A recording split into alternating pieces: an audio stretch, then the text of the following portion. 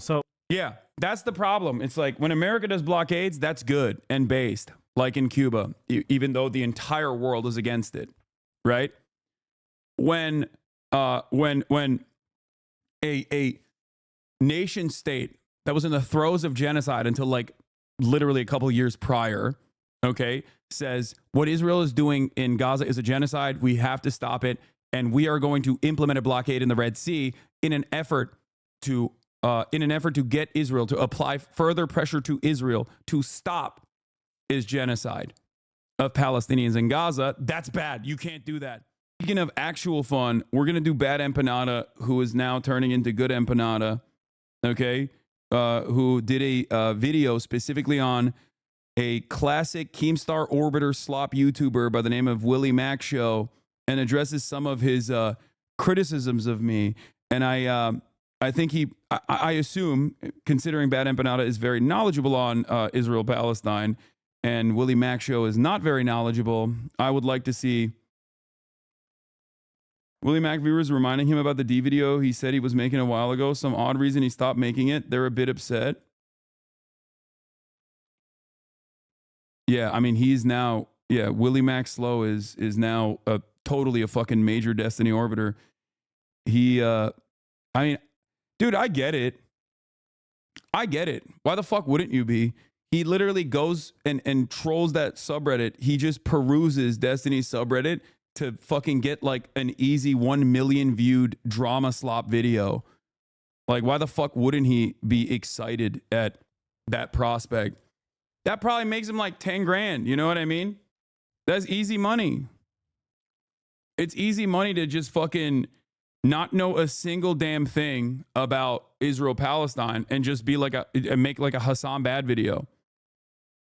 You know? we're going to have a new segment on the stream, which might never happen again, but I'm calling it a new segment. It's going to be called Slop Watch, where whenever a slop YouTuber steps out of their lane and talks about something serious, we fact check them. So we're going to fact check a slop YouTuber who usually talks about like Minecraft streamer drama, but decided to delve in to Israel-Palestine recently out of no reason aside from the fact that they hate Hasan. This is basically it. Like, these people used to make drama videos about gaming YouTubers, but then Hasan came onto the platform. You know, he's on the same platform as the gamers. So now, like, they hate him for getting more viewers than them while talking about things that actually matter. So now, like, in between the videos about like the latest like scandal of like I don't know, Pokimane having an affair with Asmongold's dog or some shit like that. You know, like the gamer World of Warcraft, League of Legends, whatever the fuck. I'm just throwing out words that I don't know what they mean. You now have this guy who has the brain power of like an almond telling us what to think about geopolitics, what to think about genocide. So we're going to check out what Willie Mac Show has to tell us, just to check out the direction of his content. The direction of his content is put someone with lots of followers in the title. There is not a single video on his channel that is not about another YouTuber. And by far the videos that get the most views are the ones about Hasan, so that's why he's making them. So let's check it out. Let's see what he's got to say and let's fact check him for as long as we reasonably can until it becomes so grating that we would prefer not to live anymore. Let's check it out. Last year, I started documenting Hasan for his blatantly false reporting. Why do you talk like that? Why do you talk like that? What is this voice, for one? This is not a real person's voice. I thought my video voice was bad. What's this? Insane meat munching. He made like 20 videos on you. I know. It's can you explain what a grifter is and how you're not one? A grifter is a person that doesn't have any sort of like firmly held convictions or any sort of interest in the subject matter that they're covering. And they're basically simply covering it because the algorithm boosts that sort of commentary. Like, for example, if someone has no interest whatsoever in the ongoing genocide that Israel is engaging in Gaza, right?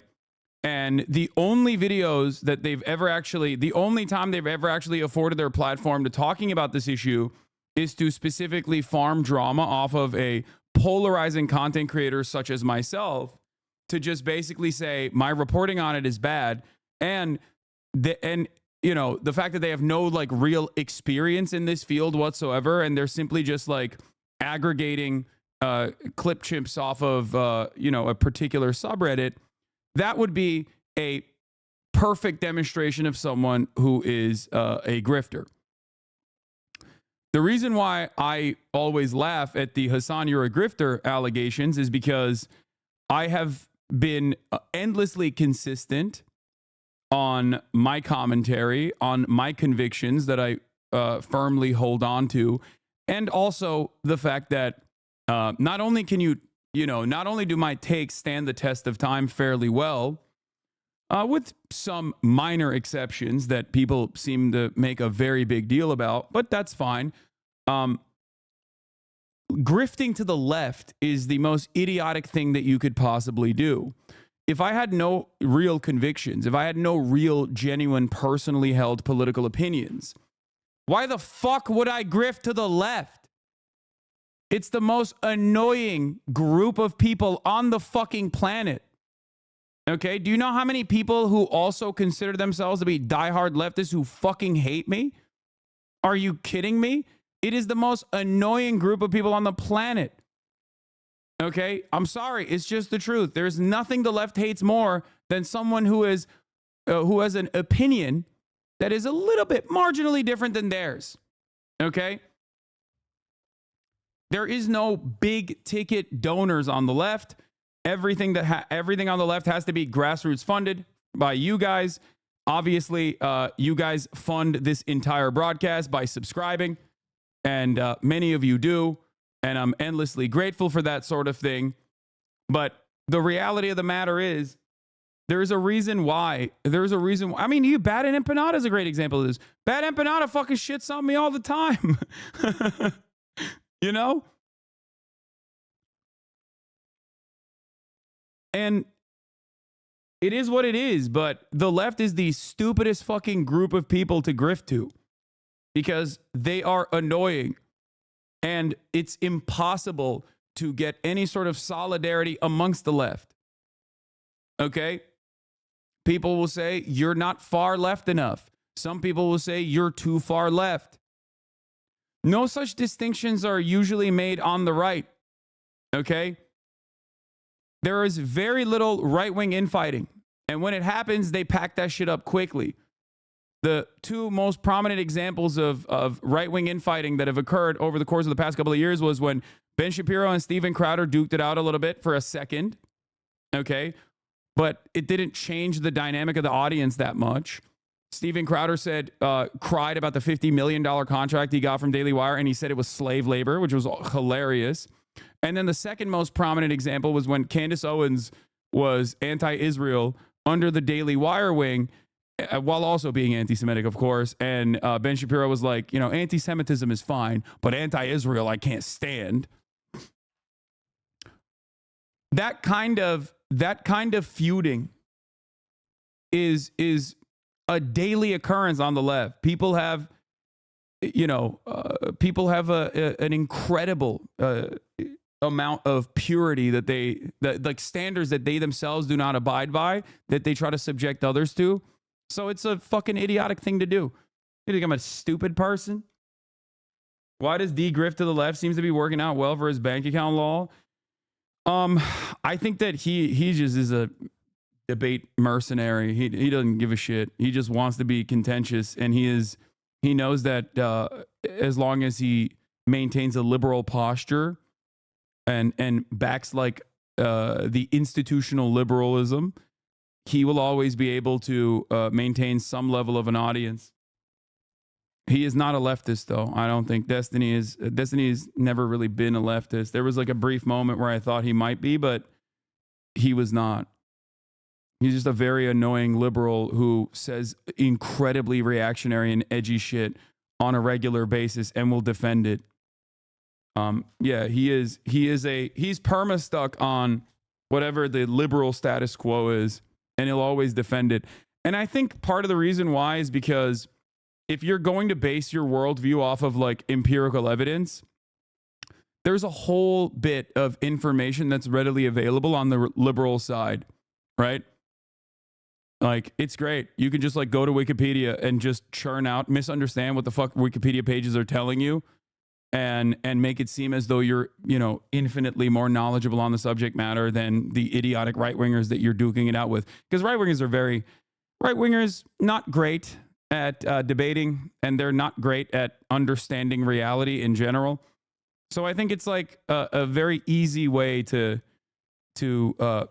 present yourself as a intellectual giant, an intellectual titan.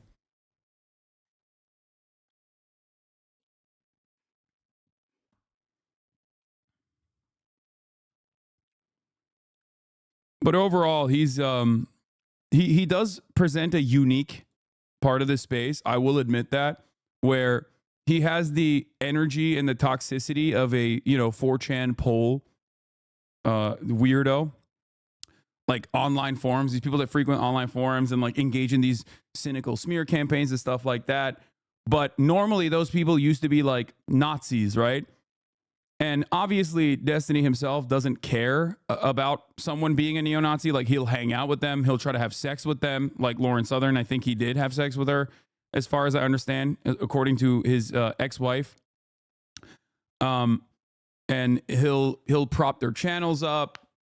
He'll actually give, Nick Fuentes his phone number to like a bunch of podcasters, so Nick Fuentes can go on the podcast circuit. Like, he'll offer a lifeline to neo-Nazis. He'll collaborate with the likes of Sam Hyde, right? Because he just doesn't have any sort of real ideology. And he'll always be like, oh, I'm just debating. I'm just debating them. And his audience, and I think he just like picks up a lot of those audience members who are interested in the blood sport of it all. And maybe it makes him seem like he's de-radicalizing people from their former neo-Nazi ways.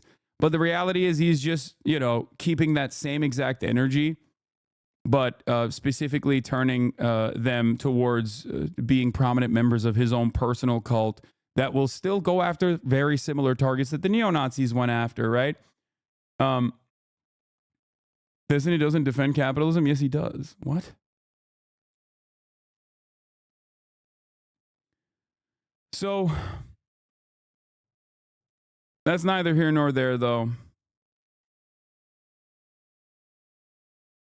Yeah, he's just a guy who's super edgy and a neoliberal, and I think that if the hegemonic attitude towards capitalism swung in the opposite direction somehow overnight magically, which would never happen, of course, he would just be defending that.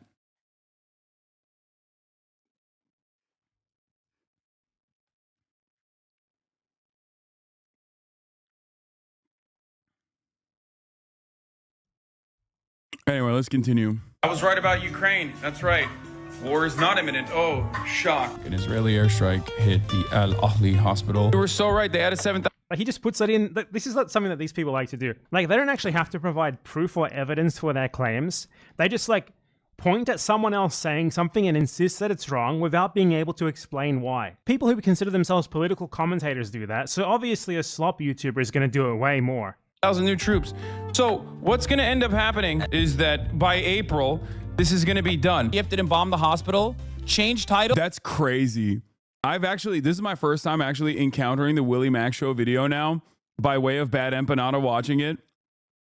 And that's amazing that this is what stands for fantastic political commentary that disparages like the 8 to 10 hours that I pour into talking about the subject matter. That is wild. This is the first time I've actually seen a clip of this fucking person's YouTube slop. That's incredible. Like, you apologize and he didn't even include it. I mean, the notion that this will be done by April is you quoting Elon Musk. I'm pretty sure Lamau. I don't even know what that's about, but it is pretty funny that like I straight up sent a bunch of citations for Marx himself on Marx's econ actually involves against the weird pseudo left debater ideals, and he straight up said to me he didn't care because it's not what people debating him say. He doesn't care about truth so much. What? I don't even know what you're talking about.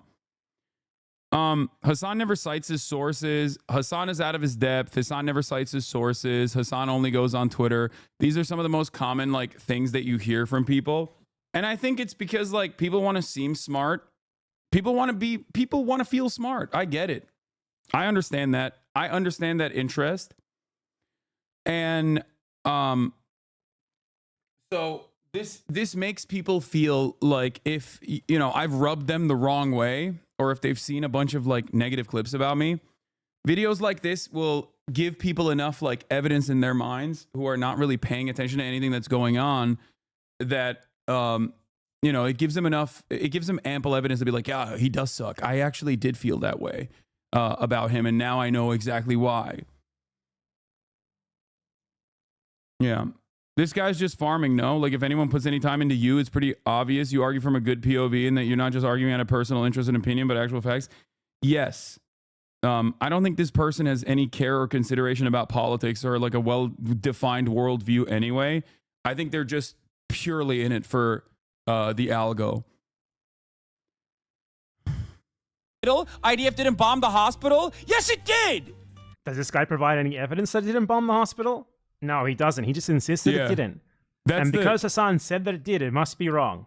Yes, it did! I criticized him for being a propagandist, coming to conclusions on breaking news when the story hadn't even been fully reported. One of the funniest parts about our conversation when this fucking dildo came on the stream was when he didn't even know that, like, my reasoning originally for why Israel bombed Al Ahli was because, one, Israel had bombed the Al Ahli hospital 2 days prior.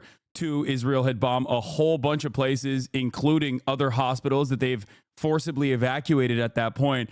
And three, BBC and every other fucking Western outlet had also obviously arrived at that same conclusion early on in the morning. Why else? Why would they not arrive at that conclusion? It makes no fucking sense to be like, oh, this must have been a rocket misfire.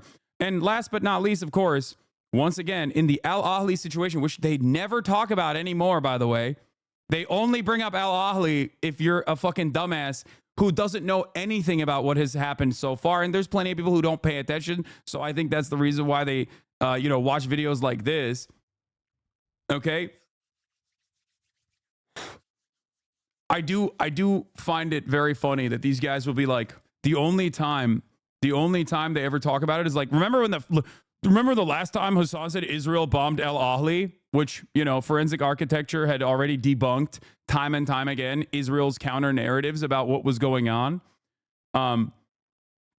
Like what Israel claimed had actually happened, which the media took and immediately ran with. Israel has blown up every fucking hospital since then. Every single one. And not a single peep from these fucking dipshits to be like, oh, I'm sorry that I said Israel never bombed the Al Ahli hospital or that they would never bomb any hospitals. They bombed every university and every fucking hospital since then. It's so stupid. You right now is the same thing. You are somehow coming to incorrect conclusions about something literally a year later. So you don't even have that excuse. You always do. I'm just saying, no, like this, you're doing it in real time. The other part about this story that's like really interesting, the dynamic that is really interesting about like a drama slop farmer like Willie Mac show, is that the subject matter is me, right? I'm the subject matter of his video. He didn't even have the fucking talking points that he supposedly had like real serious convictions over. He had to go back and watch his YouTube video to debate me on it. And if I'm the subject matter of the video, like my statements on like what I actually meant should be valid, right? But no, of course not. There is no reason to hear what I have to say because there is no real interest in understanding the truth.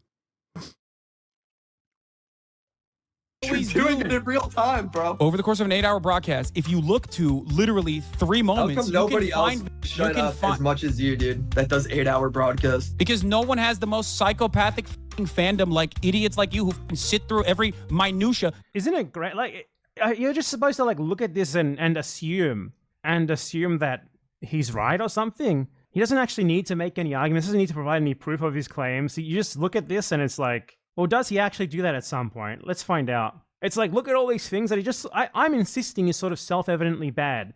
Because I don't actually know why they're bad. I just sort of have a gut feeling that they're bad. So let me show them to you. Like you saw in the previous segment where I responded to like a clip of Ethan Klein's Zionist compilation. Rather than just showing you the clip and insisting, oh, this is wrong. I told you why it's wrong. This guy shows you a clip and you're just supposed to listen to it. And I guess it's wrong just because he's pointing at it, I guess.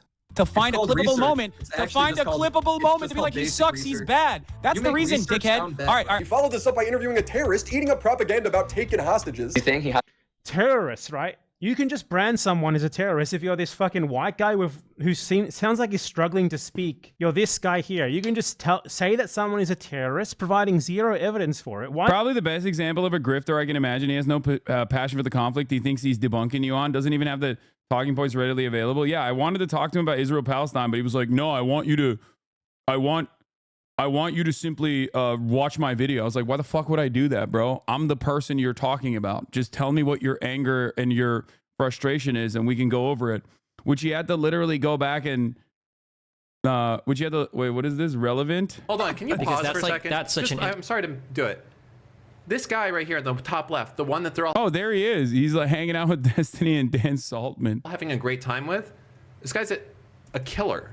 Well, no, you don't know if he killed anybody. He probably has What never. do you mean? He boards fucking boats? Yeah, but after they're already taken over, he's not part of like the Oh, takeover I'm sorry. team. He's not cool He's enough. hanging out with the hostages, but we don't know I'm if he sorry. He killed- also wasn't hanging out with the hostages. That was a moment that was like lost in translation, but like he wasn't hanging out with the hostages at all. And the people were using a clip that was from a totally separate video to be like, oh, look at this clip. Like, here he is hanging out with the hostages. No, he didn't board the boats either. No, he didn't fucking board the boats either. He went on Galaxy, the boat that had already been, that had become a tourism destination in Sana'a.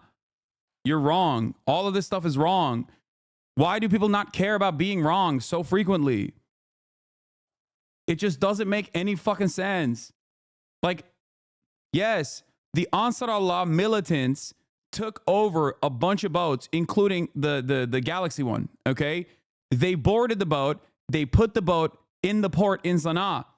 And then they turned it into a tourism destination. So people could just simply pay, I think like $1 or something to go and see the boat, Galaxy Leader. That's it. And Timothy Chalamet, Rashid, okay? You're the biggest liar I've ever seen. It's written all over your face. You are bullshitting. Okay, man. My bad. I'm my trying bad. to be accurate, Dan. I'm sorry, my fault. You're trying to fight No one dies. disinformation with disinformation. No one dies on these things. No, there's no nobody's videos saying of him in that. like active Yeah, combat. It's just him like nobody's- touring and shit after that. انا الشعب الصيني انا ما قد جلست معاهم ولا بس الصدق يعني قبطان السفينه كان صيني وعجبها الجو. Like he's saying he hasn't spent much time with Chinese people, but one of the captain was Chinese, and he did qat with them, and he danced. Like, this either is a mistranslation because the captain wasn't even Chinese, or he's just fucking flexing. Okay? Some music with them, and he was vibing. So he Like, I think he saw a fucking clip of another earlier. It is a mistranslation. He either saw a fucking clip. He's not flexing. He's joking. Oh, okay. I don't know. But he saw an older TikTok. Why is this video relevant at all? You're lying, Hasan. I can read your mind. It's a mistranslation. Qatari Cat, what is he saying there? You also have to remember, like, I can't fucking understand what he's saying. He can't understand what I'm saying. That's why I had Fuad be the translator in this situation. But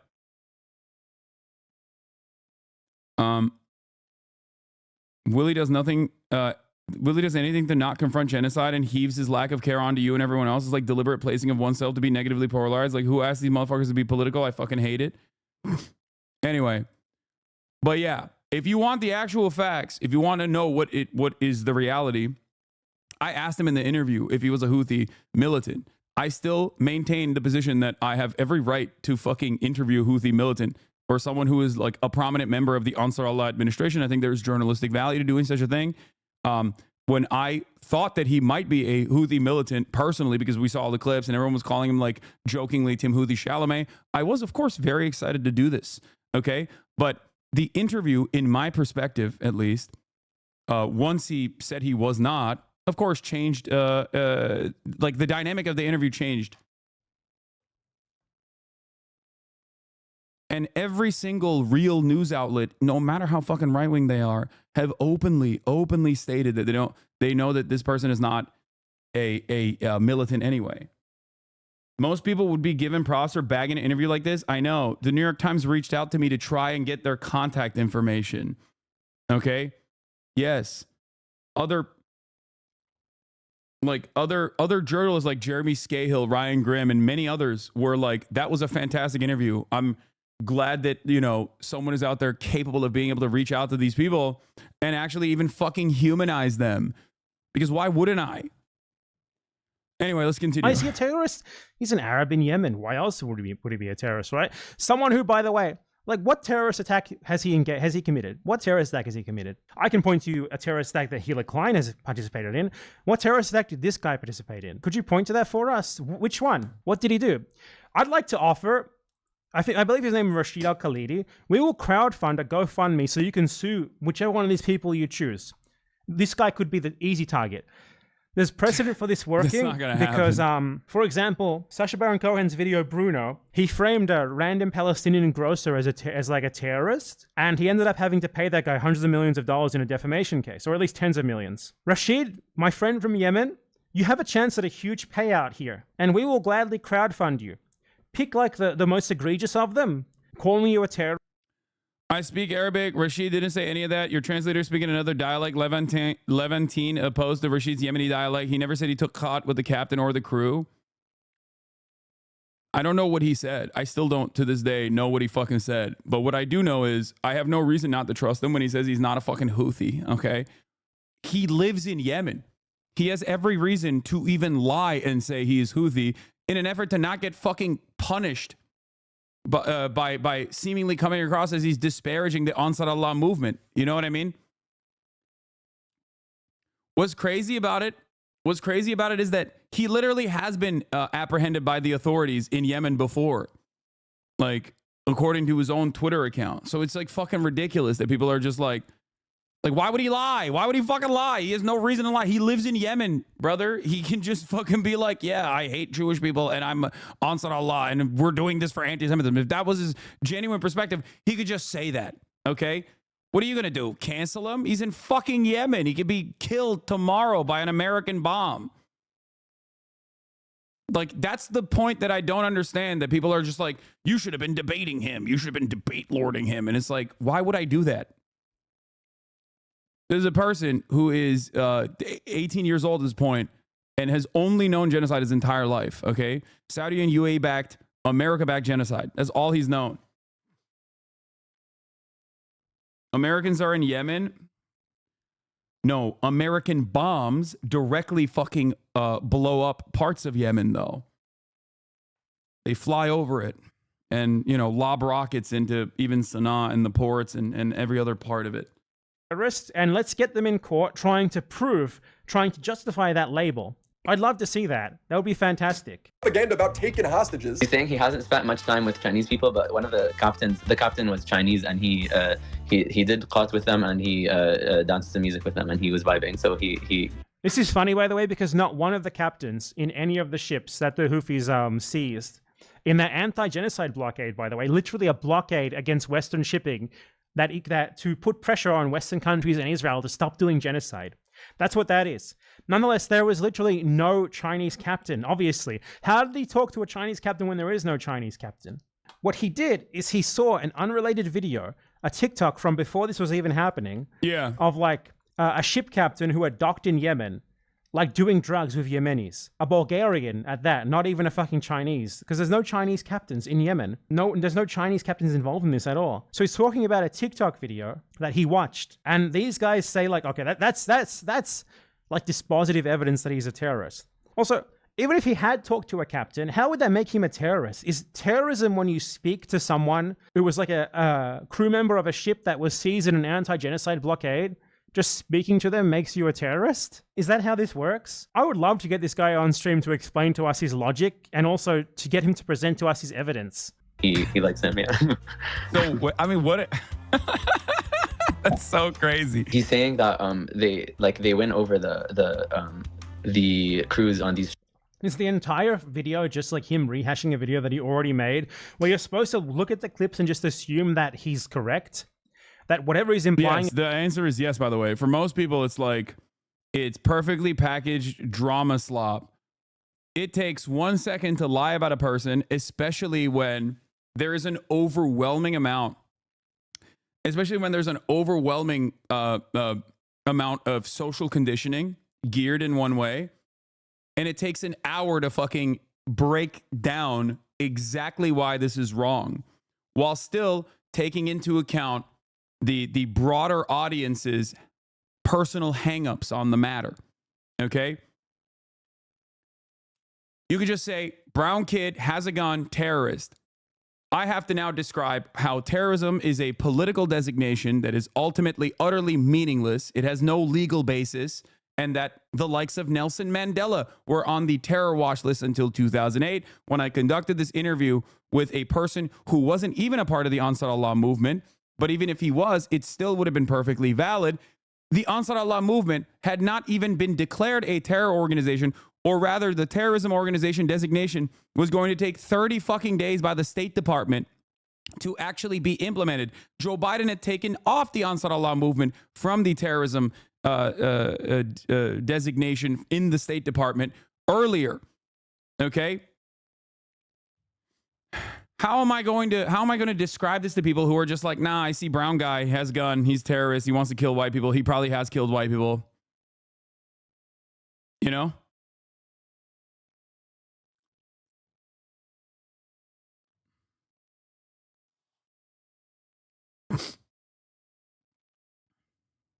It's like when my boomer dad shows me a 15-second Instagram vid that's supposed to completely change my political perspective. It's all on how you package it that gets people riled up. Is insane. Yeah. And then besides that, Yemen, which is one of the poorest countries on the fucking planet, has literally the highest rate of gun ownership per capita after the United States of America, which is ironic because, you know, you don't really immediately assume when someone is a gun owner, they're a fucking white supremacist terrorist, for example. You know? About this is right, even though we provide zero evidence for you to believe that. Like, the reason why this guy is being called a terrorist by this guy is because he's Arab. That's literally, his criteria to be a terrorist is to be Arab. He could not explain to you what terrorist attack he's engaged in. He couldn't even explain to you what terrorism the Houthis have supposedly engaged in. He could just point to like the anti-genocide blockade, and then if he had to deal with a counter-argument on that, he would flop in 2 minutes because he doesn't fucking know what he's talking about. Honestly, these people are embarrassing. Like, who watches this and is just like, yep, you know, he's clearly owning this guy here by just showing a video without being able to refute a thing. Chips, and they like win them over with their charm, and they make them hate America and the U.S. government. That's so funny. Okay, that doesn't probably take much. Yeah, hilarious. The crew is still held captive, and HASAN continues to... Yeah, hilarious. I mean, it is. I think it is hilarious. Yeah. I stand by that for sure. Yeah. First of all, this dude, Rashid, there's no evidence that he actually linked up with any fucking captain whatsoever, especially considering that he's saying the captain is Chinese. There is no Chinese captain. What we found out was that there's an older video that he probably saw that he was talking about where I don't even know if it's from Yemen or not, where they're like, you know, a bunch of captain, I think a Bulgarian captain's like chewing cot or something. Having said that, this part, yeah, I mean, he just laughs at it and goes, oh, that's pretty funny. It is. Like, why is anybody supposed to go, no, I hate that. I can't believe he's laughing about that. Like, what? Yeah, I think this was the OG video. Yeah, it was this video. Yeah. It's from fucking literally March 27th, 2022. This is the video that they're showing, by the way.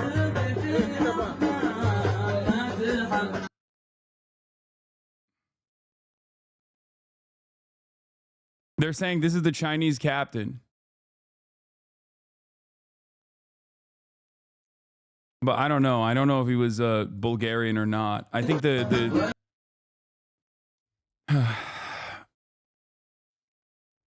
anyway. I don't know if that guy is Bulgarian or not. I think he might be.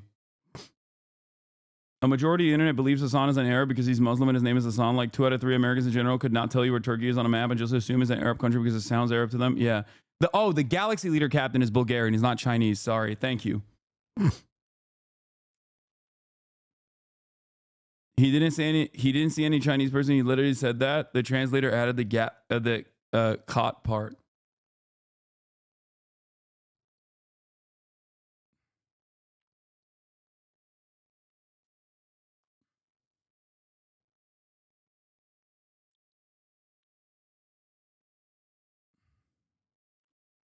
Which crew? Where's the Chinese captain here? Where's the Chinese Hassan captain continues. here? Could you point to the Chinese captain for us? Because there is no Chinese captain. Like, we are supposed to believe that stopping ships that are trying to run a blockade to put pressure on countries supporting a genocide, no less, that is terrorism. That is bad. He doesn't need to explain to us why it's bad. He can just point at it because he and his audience are of the same intelligence level. So Yeah, that's the problem. It's like when America does blockades, that's good and based, like in Cuba, even though the entire world is against it, right? When a nation state that was in the throes of genocide until like literally a couple years prior, okay, says what Israel is doing in Gaza is a genocide. We have to stop it, and we are going to implement a blockade in the Red Sea in an effort to get Israel to apply further pressure to Israel to stop is genocide of Palestinians in Gaza. That's bad. You can't do that. You should be blown up. Which, by the way, was a demonstrable fucking failure for America. Operation Prosperity Guardian cost billions of dollars, and it didn't actually do shit. It didn't even stop anything. One of the Israeli ports is now completely bankrupt as a direct consequence of this blockade. So yeah, these are guys actually doing something. Okay? These are the people who are literally doing something. What are you doing? Nothing. You're making drama slop videos.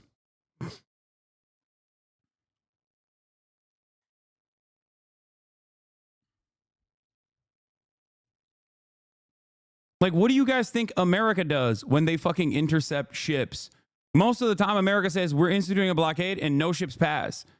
But when some ships do pass, what do you think they do? They fucking intercept the ships. That's exactly what America does as well. They've literally stolen direct oil tankers going between Venezuela and Iran and shit. Like, what are we talking about? The fuck?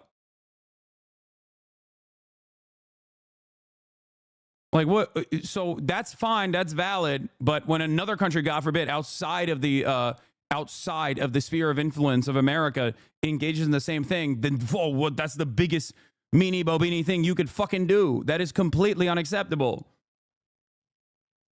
You know, your Twitch stream doesn't change nothing until you go on mainstream TV like CNN and MSNBC. What are you saying, dude? You're like, just quit, just quit, just quit. What the fuck? Shut up.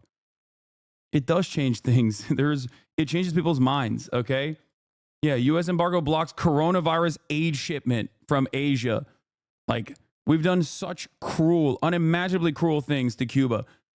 And you also have to remember, the mildest Google research would show Yemen has been trading the crews from the ships for their own people being held by the Saudis. Yeah, also, you have to look to like what the reason is. The reason for why we have an embargo on Cuba is because our fascist dictatorship that we backed and offered material support to and offered arms to, Batista's dictatorship, was forcibly overthrown in a revolution in Cuba. Okay? And we never let that go. We were very mad that our sugar plantations were taken away. We were mad that like our mob's tourism destination was taken away. We were mad at the Cuban Revolution. So we punished Cuba and the Cuban population permanently since that very moment. And we've never stopped. Whereas what these guys are doing a good thing. Okay? That's it.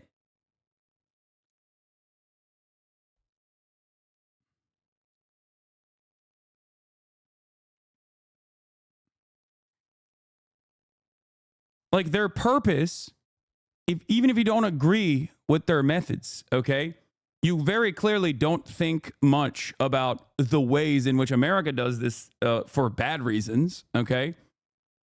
But like overall, the goal there is to stop ships from going through the Red Sea. That's it.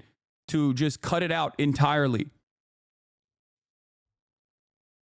there's some level of deterrence that takes place in that process. And that's precisely the reason why America blew up fucking ports and different parts of Yemen in Operation Prosperity Guardian to bring the Ansar Allah administration to heel, to get them to stop intercepting ships, which they never did. So they just basically decided, you know, fuck it. I guess we failed on this. But the goal there was, you know, very clearly to stop all of these ships from moving through the Red Sea and instead to take the route of the Horn of Africa. Okay? That was it. It's not to, like, you know, engage in piracy and steal all the goodies from all these fucking ships, or it's not because, like, they are horny to take hostages or whatever.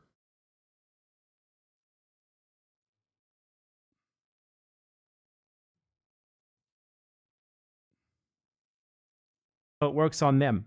And HASAN continues to glorify terrorism by playing their propaganda and passing it off. These are terrorists and this is their propaganda. These are terrorists and this is that. He doesn't even need to prove his initial claims. He just needs to point. Point. It's true because I said so. Don't expect me to actually make any arguments.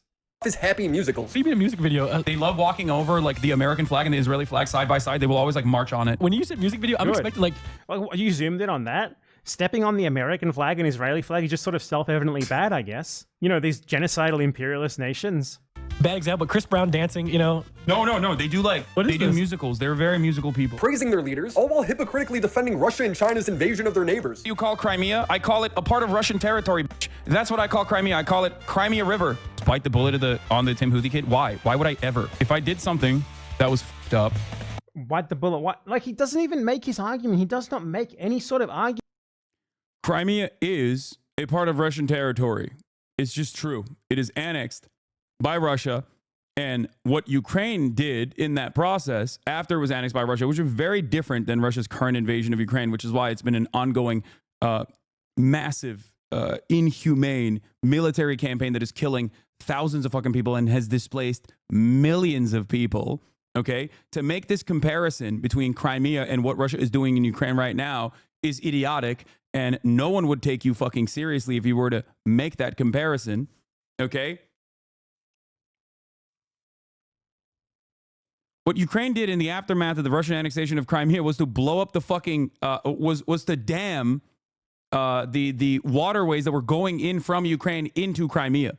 Okay, to completely shut them off from access to water, their natural water supply. Ukraine also was running with the mentality that Crimea was no longer a part of Ukraine when they did that. Okay? The fuck? Why is this racist pig HASAN still not banned? Because no matter how hard you cry, most normal people understand offering analysis and offering context to global affairs, even if you don't agree with it, is not a bannable offense. Okay? There's a difference between doing that and just being like, I love Russia. I think what Russia is doing is good. I don't. It's very obvious that I don't think what Russia is doing is good. It's very obvious that I don't think what Israel is doing is good either. Okay? You can't just like hope that other people also get fucking brain broken in the same way that you do. Okay?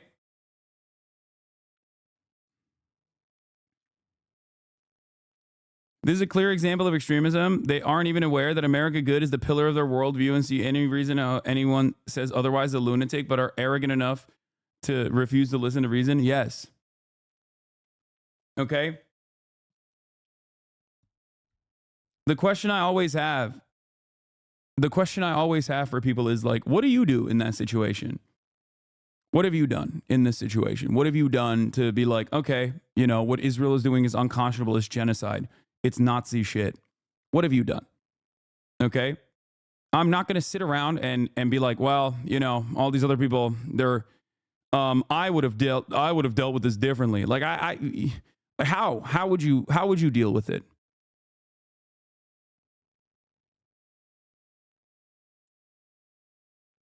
And as far as like HASAN is pro-Ukrainian and Chinese invasions, like I don't even know what the fuck he's talking about with respect to China's invasion.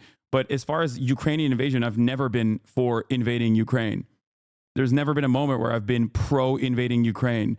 And every every single person has just like gone along with like all the NATO defenders have just so successfully been like, nah, Hasan loves Russia. He has always been on board with Russia invading Ukraine. Is just not true. And 3.5 seconds, spending 3.5 seconds in this broadcast will help you arrive at that conclusion very quickly. Okay? Don't let chat think that Willie Mack and his fans are spending any time thinking about any of these things that we're talking about. They simply do not care about this. I know, but this is important. Yes, I also did literally do a fundraiser for Ukraine as well in the immediate aftermath of Russia's unjustifiable and immoral invasion of Ukraine.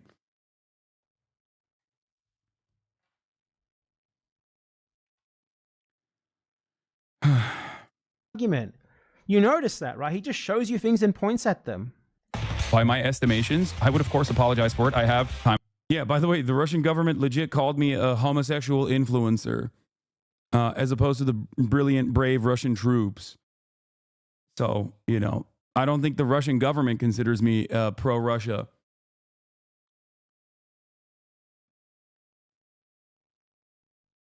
Time and time again. Name one time. He can't because he's never owned up to anything. Hasan continues. You haven't proven anything. You just show clips and insist that you are correct. This is him doing an ad, of course. Moral consistency. Let's check it out, guys.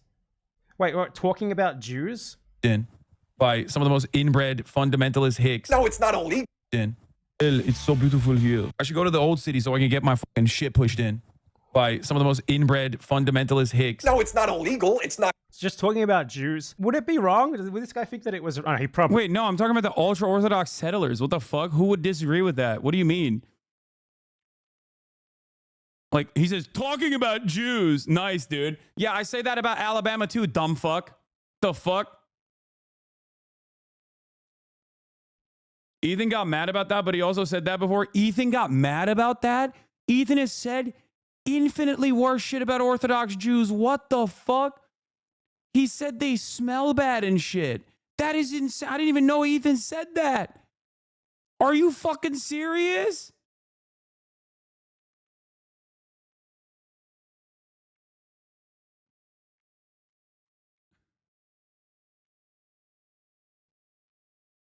Oh my God. Like, in his latest video, he said he's planning on using that clip about you. There ain't no fucking way. Ethan is going to use what you said about the settlers in a hit video in a few days. That is crazy. They're talking about your application of inbred towards ultra conservatives, applying it to just moments when you've mentioned Jews in the same breath. No, there's not. This is not, what the fuck?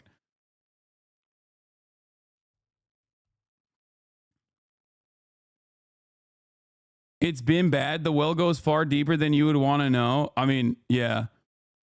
It's also kind of crazy that he's planning on doing that, because it's like, didn't he literally fucking film Orthodox Jews in Israel and call them like dirty and smelly and shit? That's crazy.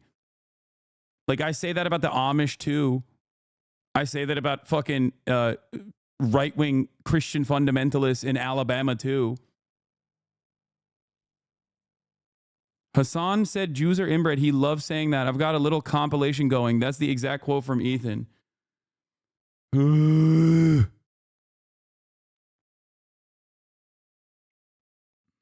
He's probably like a white nationalist. He probably would think it's wrong if you call like guys who fly Confederate flags in the US inbred hicks as well. Moral consistency. Okay, let's check this out. Let's see if the first 3 minutes of the video aren't even original content. It's just him showing clips for like really dumb people to get angry at. Hasan's politics really baffles me. He just doesn't seem very consistent. When Russia invaded Ukraine, he constantly justified it by saying Ukraine and its army was full of Nazis. This is the First of all, the Ukrainian army is like, there are definitely Nazis in the Ukrainian army, but I also always talked about how that is a false justification to invade a country, and the Russian army also has fucking Nazis in it too. If you literally clip one part of my commentary and don't feature the entire breadth of the commentary, yeah, of course. The American army has a fuckload of Nazis, dumbass. That doesn't mean that you could just like nuke Washington, D.C. What the fuck? same propaganda.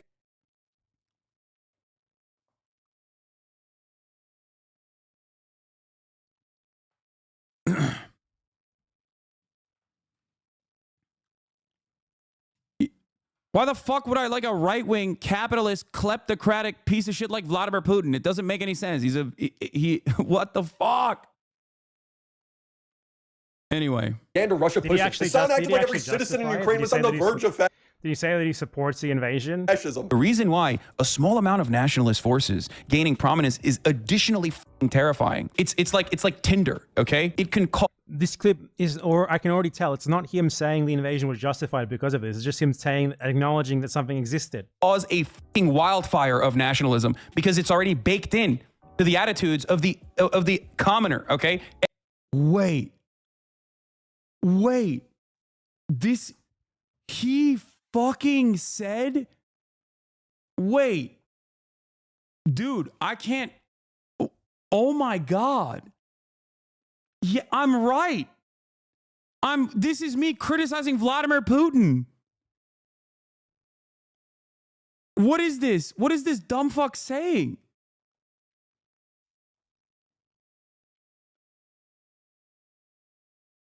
Oh my God, this is objectively true. This is a very consistent position that I've held when talking about Hamas as well. Like, there is a reason why reactionary movements that are otherwise nascent will grow in prominence in times when they are seen as the only emancipatory forces. This is precisely what I was talking about. This is me saying Vladimir Putin's unjustifiable invasion of Ukraine will actually develop and grow the nationalist movement. That is the whole point. They're too stupid to understand, and they don't know anything about the conflict either. So they just like literally don't understand. I think he thinks I'm talking about I don't even know why he posted this. This is like when people come in here and they're like, I bet you love the thing that you're actively criticizing right now. Like, what are you talking about? I mean, this is one of my oldest takes from the invasion of Ukraine. Okay? I need to find it. It's like from the day of the invasion where I was like, does anyone have that tweet? Can you send it to me real quick? I just want to show you what I was saying there and what I have been saying and what I will continue to say because it's correct, which is when you invade a country, when Russia invaded Ukraine, they ended up making all of the paramilitary groups that might have had nationalist opinions or might have had fucking neo-Nazi opinions become the number one defenders of Ukraine. It gave them prominence. It's not only unjustifiable, it's not only unjustifiable to invade Ukraine, it's also ridiculous to claim that you're doing it to fucking purge the country of neo-Nazis, okay, which I never actually believed, okay? But also on top of that, here it is. Every time an imperialist or irredentist power decides to encroach upon a smaller nation, the most right-wing nationalist elements are seen as emancipatory forces willing to do the violence necessary for liberation. A dangerous prospect for Ukraine stuck between the West and Russia. Also, it's laughable to think Russia has any valid liberating claims here. Bombing Western Ukrainian military positions to defend LPR and DPR is just USA-style bullshit propaganda. Almost as bad as claiming Ukraine started shelling more in Donbass when there's 200,000 troops at the border.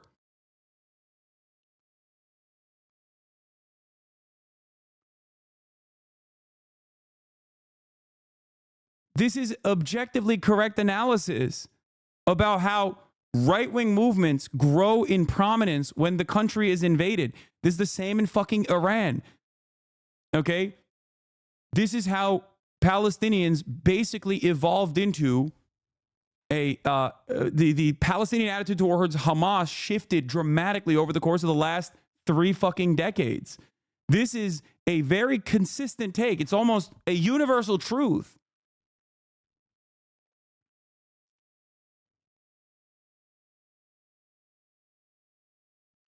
I feel like a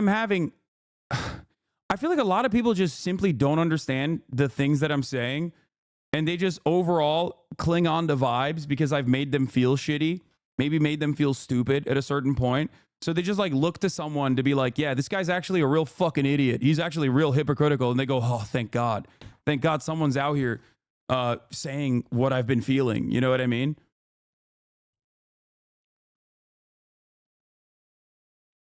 it's so strange that he clipped this objectively correct take to make it seem like I'm actually pro-Russia here. This is the exact opposite of being pro-Russia, dumbass.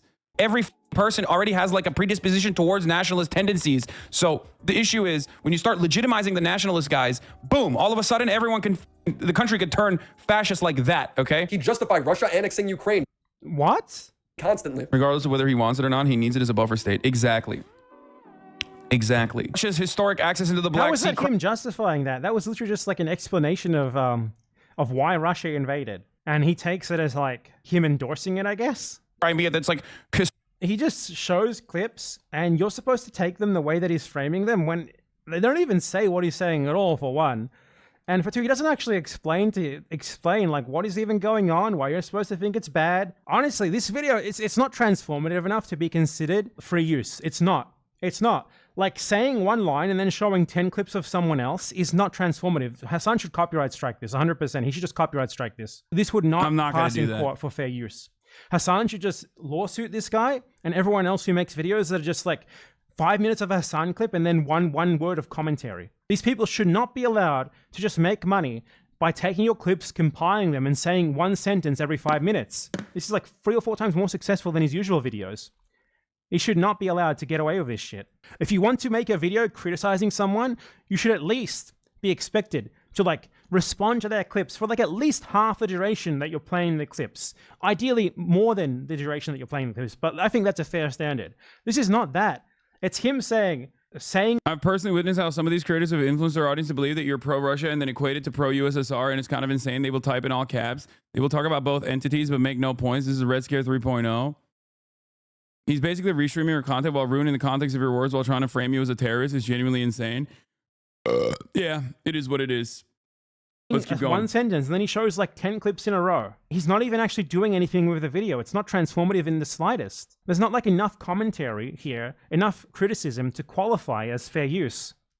Okay? He justified Russia annexing Ukraine constantly. Regardless of whether he wants it or not, he needs it as a buffer state. Exactly. Exactly. Russia's historic access into the Black Sea, Crimea, that's like historically and ethnically all Russian, majority Russian. This also is true. Like, Russia displaced the ethnic majority in the area, the indigenous population in Crimea, under the USSR many years prior to this conversation. And time again, I have talked about the historic relevance of this. Okay? Not only that, but Sevastopol was already loaned to the Russian government. So they already had a fucking military base there at the edge of Crimea. It's its access into the Black Sea. Russia has always used that.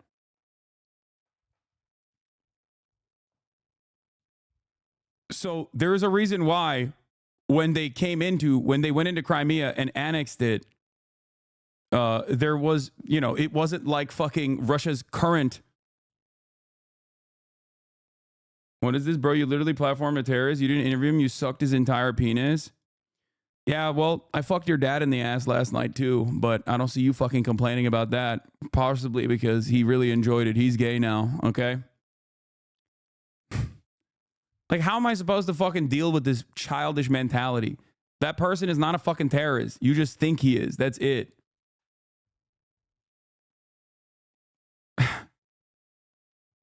The cutting clips and then adding and then cutting back is so disgustingly deceptive. Yeah. But good luck.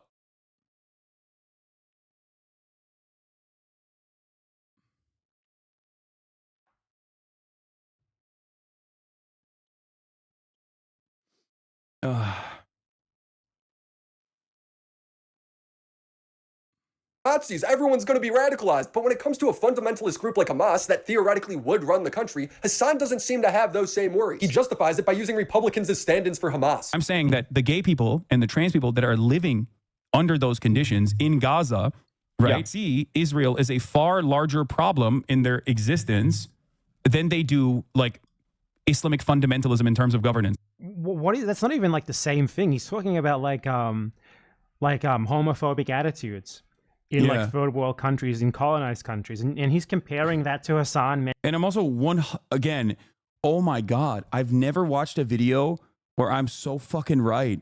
And and all of these fucking dumbasses are just like primed against me. So they just literally look at this and go, no, yeah, this is great. Like did this guy just straight up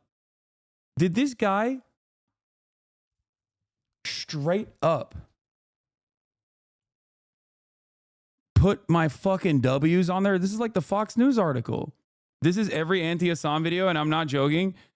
I stopped watching these videos a long time ago because I realized that like me actually responding to them in good faith only allowed them to clip more shit out of context and to like continue running with this narrative, not really realizing that most of these videos are just like things that I'm actually saying that are objectively correct and oftentimes not even related to how they're trying to frame it.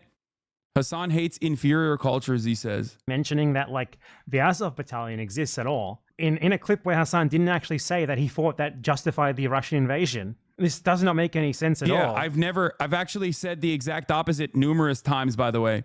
There are a million different instances, including in the clips that he clipped out of context. If we go back in time, now it's so fucking far back, but like if you go back in time and if you look at the actual VODs of the clips that he clipped from, that he didn't even personally clip, he just got it from fucking, any number of different like pro-Ukrainian, pro-NATO guys who have been using these clips and like recycling them over and over again in bad faith, you will find out that probably right after the context that was cut short, I immediately talk about how it is completely unacceptable that Russia used that as a justification. It is not a correct justification. It is a false justification to invade a country. It's kind of crazy.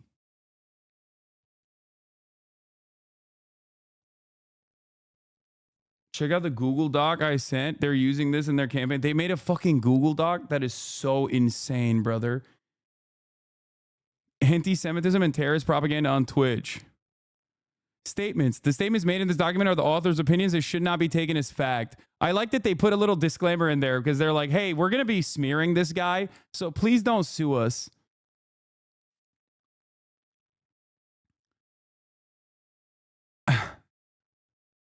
What is this Google Doc, dude?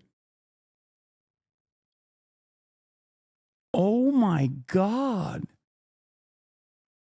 This is insane.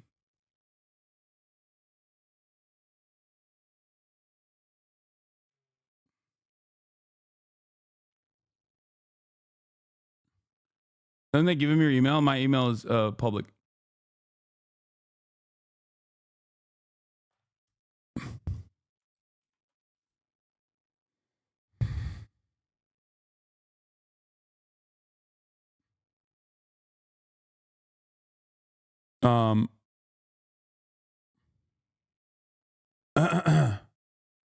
That's wild.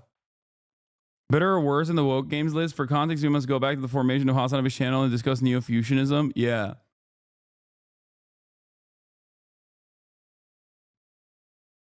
Okay. Once again, time and time again, I've talked about how the Azov battalion's existence is not a reasonable, is not a just cause for, is not like a, is not good reason to invade Ukraine. I'm sure that there are plenty of tweets that you can point to for that as well. Okay. I mean, I'm right here. I'm still talking about like Russia's, invalid liberating claims. Like, it's pretty obvious that I'm anti Russian intervention in Ukraine, military intervention in Ukraine, I think, right?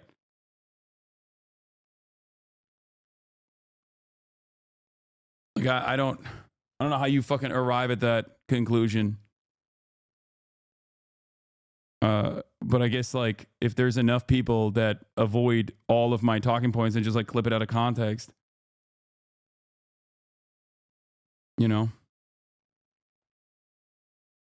Where is the can you say it again? I was busy grifting. I mean, there's plenty of things that I've tweeted out. There's plenty of videos that I've covered on like the fact that like Azov battalion or any other like neo-Nazi military groups that are a part of like the Ukrainian National Guard or a part of the Ukrainian military does not justify Russia's invasion of Ukraine over and over again. I'm pretty sure that someone can key search it on my Twitter and find the many different instances where I've actually talked about that as well. So it'd be a shame if people contacted Willie Mac's sponsor, Rocket Money, and mentioned that they're sponsoring anti-Semitic, homophobic, slanderous grifter. I mean, why are you sending me that the libs want me to join fucking Blue Sky? I'm asking for a very specific tweet, and everyone in the chat is just like on their own shit, on their own tip. They're like, hey man, have you thought about joining Blue Sky? It's crazy.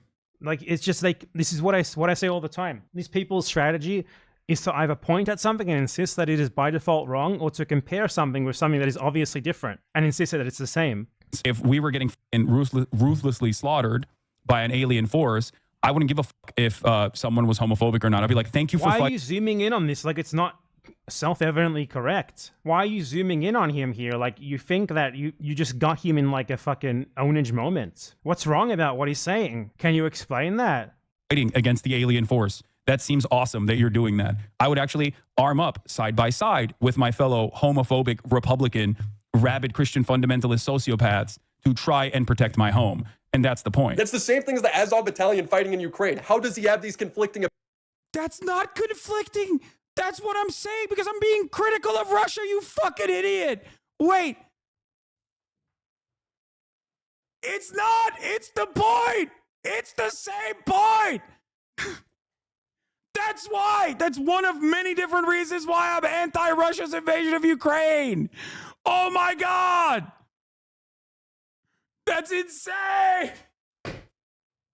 So this entire thing is just because they think I'm pro-Russia? That's it. It's because they think I'm pro-Russia.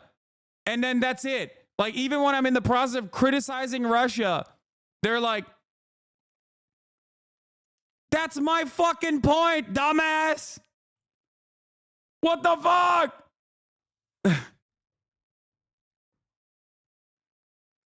I'm anti-Russia. I'm anti-Russia invading Ukraine. Part of that criticism also revolves around Russia's invasion beefing up nationalist movements, people that duked it out, Ukrainians that formerly would fight against the Azov battalion style football hooligans and paramilitaries on the fucking streets, like anarchists, socialists in Ukraine, are now fighting side by side with the Azov battalion. Why are they doing that? Because a much graver threat to their existence is the fucking Russian invasion. That's the point.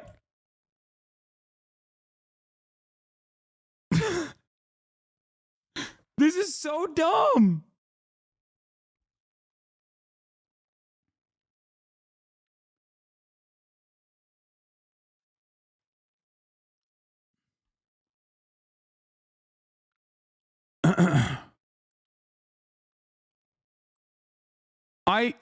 What is going on? Willie cooked you again? Yes, if you are the dumbest person on the planet and would rather not try to understand what my position is on anything whatsoever and run on like Hasan is bad, then yeah, he did. Yeah, for the dumbest people on the planet, that was another cooking session.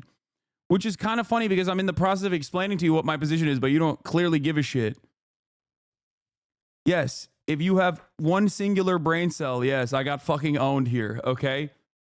Yeah, this shit goes hard as hell if you're dumb as hell. I get it.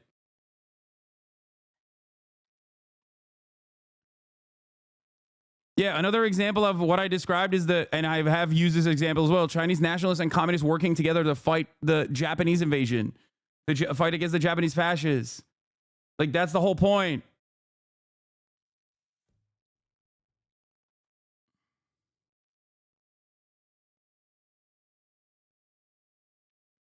Now I understand why so many people fucking think I'm, pro-Russia, because they're dumb as fuck. I genuinely thought that there was like at least some like real disagreements here. And I didn't realize that it was because people were just getting baited off of like clips that are not only devoid of context, but are once again claiming that I am in support of the exact thing that I'm against. I didn't realize it was just motherfuckers are stupid. Maybe I should have watched this video. Damn, now I feel bad.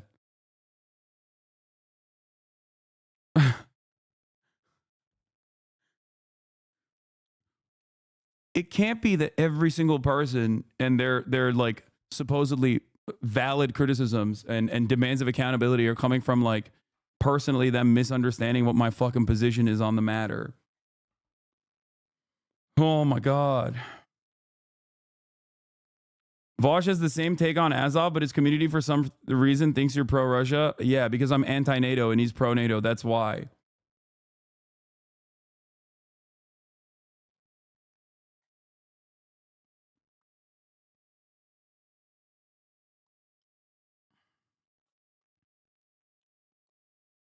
That's why he couldn't bring any point while you were debating him, and he had to rewatch his video to try to find something because the video... But the video itself doesn't have any fucking valid points in it either. Opinions. It makes no sense. It's not, though, because the Azov Battalion in Ukraine is not the only Ukrainian armed group. There's no reason for them to exist. One, the state supports them existing, which is bad. Or two, they have too much power so that the state is too scared to get rid of them, which is also... I think it's the second thing, but it's not even Azov Battalion anymore. I mean, they took the Azov Battalion and just like placed it firmly within the ranks of like the Ukrainian National Guard originally, and then and now they're just like a part of the regular armed forces. That's it. And inevitably, that is going to be a major problem for Ukraine. But obviously, that's neither here nor there. That's like completely inconsequential in this moment. Azov is now the 3rd Infantry Battalion. Yeah. Yeah, this is... What is this? This is the tweet. I mean, this is one of the instances. Denazifying Ukraine was Russia's ridiculous propaganda for invading Ukraine and occupying it. So why is it that when Israel makes this ridiculous claim, Westerners are so quick to believe it? You cannot eradicate Hamas by bombing Gaza. Oh, here it is. This is it. Oh, it's the same fucking take. Yeah. I said this day one of the invasion of Ukraine about the denazification narrative.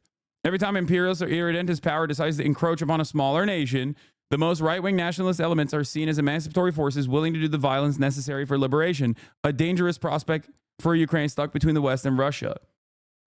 And it's true. Once again, being a leftist is about being right, but being too early. Okay? If you arrive at the correct position too early, people will yell at you over and over again. And even if they personally decide that, you know, your conclusions were correct and they finally arrive at that position, the hatred that they feel for you is so powerful that still remains. There's hella people right now out there who are like, damn, I actually do agree with, that maybe don't personally say they agree with my position on Palestine, but like they have arrived at that conclusion after a year of genocide. Okay. But because of how I made them feel early on, they still carry on that resentment. And the same thing always happens. The Gamba takes. I said early on, a crypto casino that created a fucking website with the explicit purpose of driving viewership and driving new audience members to their actual crypto casino was going to be devastating. Paired up with the reality that they are not going to hold on to any sort of like serious rigid guidelines, no terms of service whatsoever, that was going to be a Nazi pedophile shithole. I was right. And many people in XQC's community at the time despised me for it. XQC despised me for it. I'm sure that former fans of XQC now agree with that position. However, their resentment towards me still carries on because I made them feel bad, or their favorite content creator felt bad at the time. So now, even if they personally agree with that original position that I had, they don't go, you know what, maybe this guy was right, I'm going to be charitable to him, in the future. They just still continue fucking hating. It's weird, but I guess it's fine. You know, at the end of the day, as long as people are arriving at the correct conclusions, even if they're fucking late, to the game, it's still fine, you know?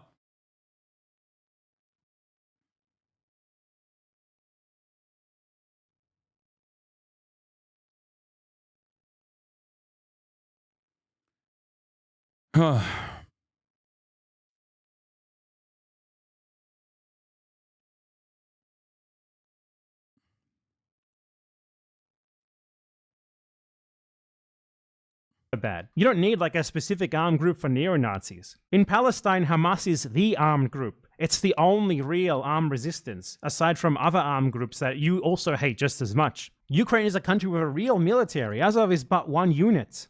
So what you do in that situation, if you really want to fight the Nazis, is you just forcibly disband that unit and you take the fighters from it and you distribute them through the rest of the military. Whereas, I don't know if you know this, but Palestine does not have a military. It's not allowed to have one. If Palestine had a military, we would not be having this discussion right now at all. Yeah, I mean, I've never seen anyone say that, like, Azov kills gays. They're probably homophobic, but has anyone ever said, made the horrific decision to call Palestinians' culture inferior? Hasan rightfully called him out for this. These people are not your allies. They are not the same as us. They come from an inferior culture, and it is directly antithetical to everything Western values stand for, and it is an inferior culture in all ways. It's terrifying.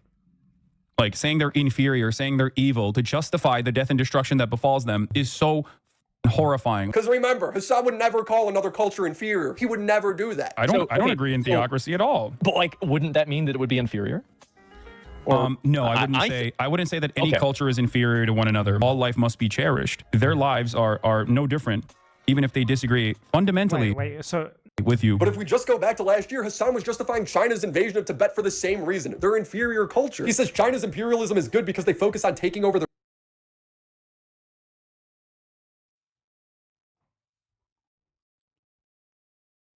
formerly enslaved Tibetan people working alongside the Maoist militias to liberate their own fucking non-autonomous region that has historically been on and off a part of the Chinese empire is not saying that the Tibetan culture is inferior. What the fuck are you talking about?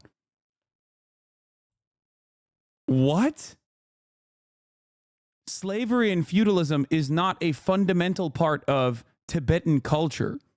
Okay? That is precisely the fucking reason why it was actually the formerly enslaved Tibetans that fought against their slave masters in the process. Dude. What the fuck? their neighbors. Chinese development and Chinese military action is either irredentist in nature, which is different than imperialist, where it's like it's more so expansive in its own. This is him explaining concepts. Like, do you think Hasan thinks that irredentism is good? What? This guy sees an explanation, he takes it as an endorsement. Limited area rather than global imperialism, which is China's done with the express effort land. with the Tibet, Taiwan. Tibet was literally a feudal slave.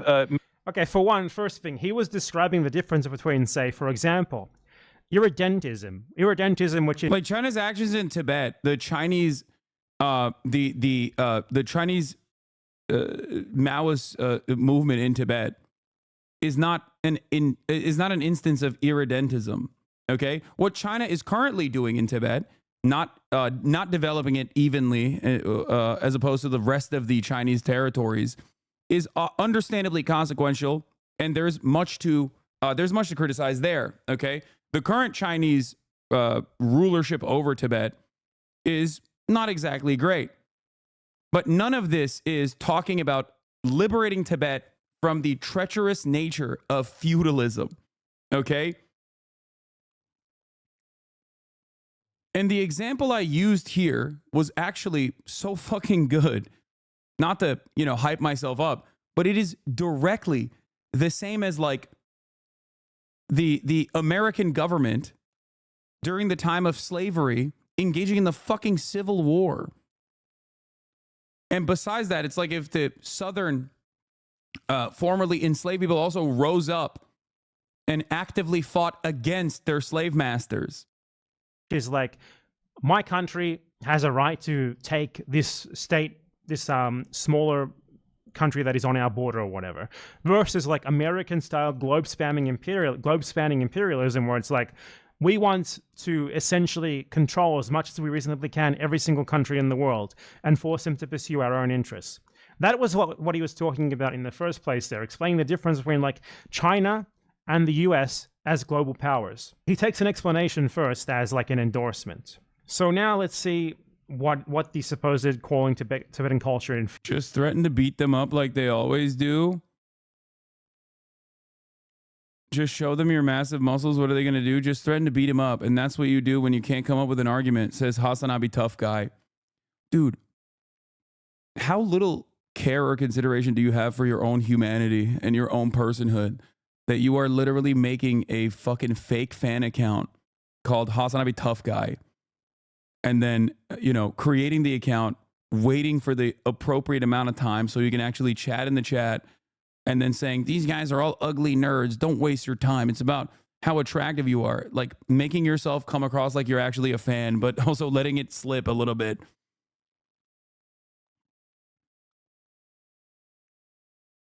It's such a wild thing to do, bro. This is what I think of you, just so you know. It's giving this. It's giving this. Go jerk off, dude. You're too horny. Exactly my point. Exactly. Keep going. Okay, dude. I'm going to ban you so that you can be a happier and healthier person, I hope.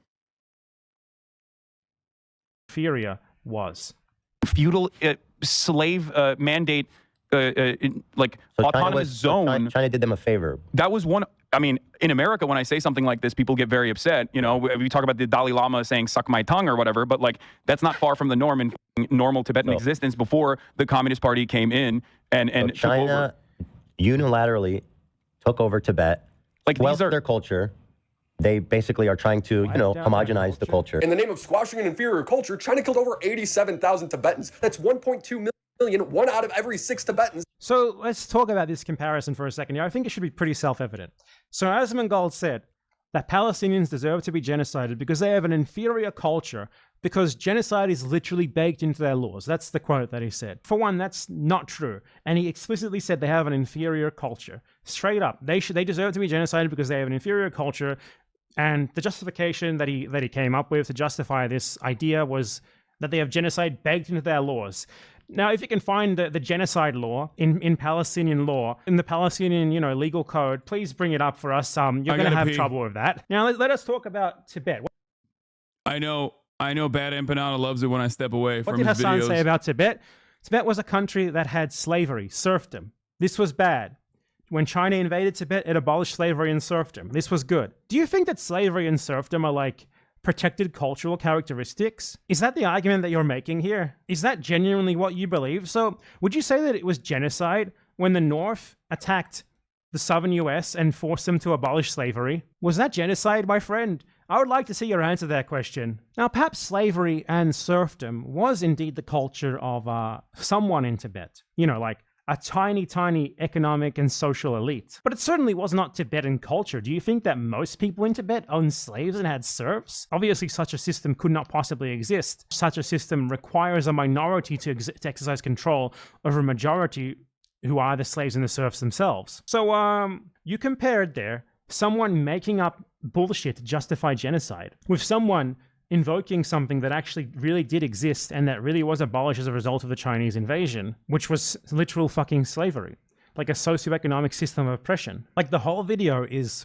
comparing things that aren't the same and insisting they're the same, apparently. I do not give a shit about preserving the culture of like a tiny slave-owning elite anywhere in the world. Do you? I would hope not. I would hope that you can see the difference in feudal lords in Tibet owning slaves and Asmongold saying that Palestinians believe that in genocide, so they deserve to be genocided. Something which is not true. Asmongold outright said that, you know, Palestinian culture, all Palestinians are inferior.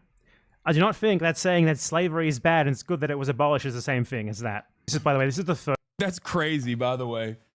Like, slavery is not someone's culture, man. What the fuck? Like, what are we talking about?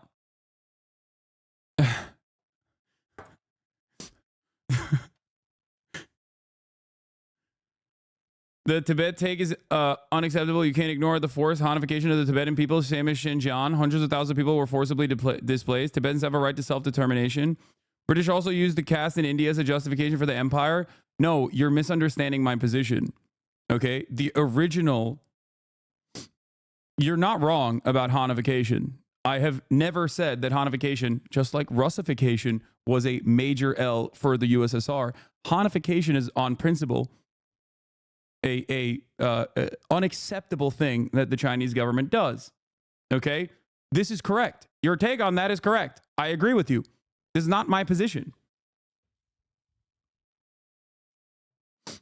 Okay? I don't agree with that at all. And I think that that is part of the ongoing issue. Also, it's hilarious that you said Tibetans have the right to self-determination. British also use the caste as India in its justification for the empire. The British literally utilized the caste system and kicked it into high gear. And I know you know this because you yourself are one of my anti-China Indian chatters. I know you know that. Okay?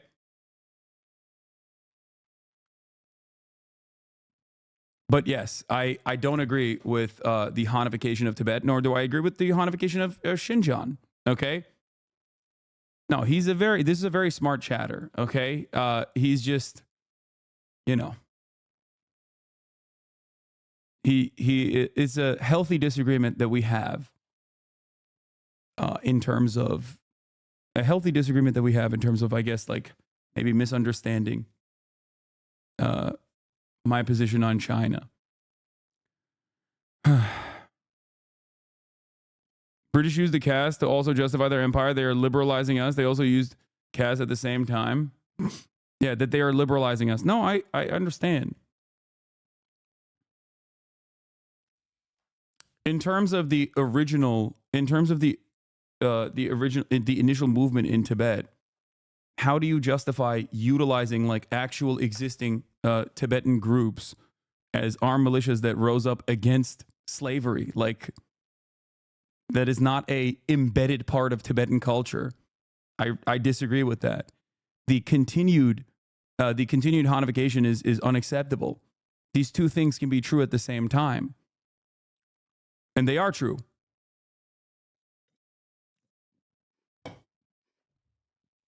If you are comparing the original abolition of the serfdom in Tibet to what, you know, the British Empire did in India, you're wrong.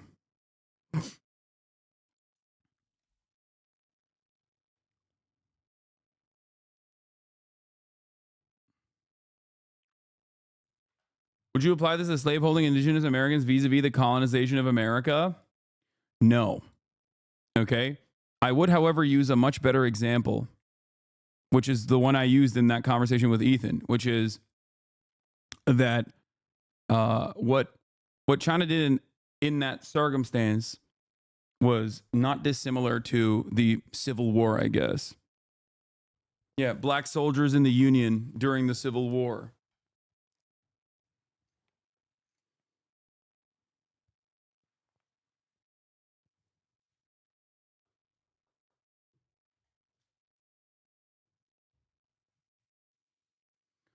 In what way does China do Hanification and China create autonomous zones that sustain the teaching of Tibetan language and culture aside from religious areas? Come on, dude.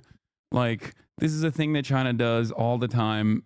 It's a way to basically control what aspect of the culture is presented. It's the same thing in Xinjiang as well. It's the effectively neuter, and the justification they use for it is that they don't want any separatist movements to grow as a consequence of that. But I think it's still brutal. The very first thing off Google. I don't understand how you could be pro-Palestine and then support Russia and China. Israel's neighbors with Gaza. Does that make what they're doing okay? No, of course not. Do you think it's okay? Have you ever made a video denouncing it? It seems like instead of actually denouncing it, you just attack people who are against it. I wonder why that is. I wonder why you are so extremely laser focused on that. It's almost like you support the genocide and you're too fucking cowardly to say so. Oh, of course not. His politics makes no sense. It's constant. Let's be fair to you. I don't think anything will make sense to you. You're too fucking dumb to understand anything. Let's just be real about that point first. Like, of course it doesn't make sense to you. You think that, like, abolishing slavery... Yeah, I mean, look, just because something is wrong doesn't mean all wrong things are the same. If Palestine looked anything like Xinjiang, the person responsible for it would get Nobel Peace Prizes for 100 years is a correct take, but that still doesn't mean that I agree with what China did in Xinjiang.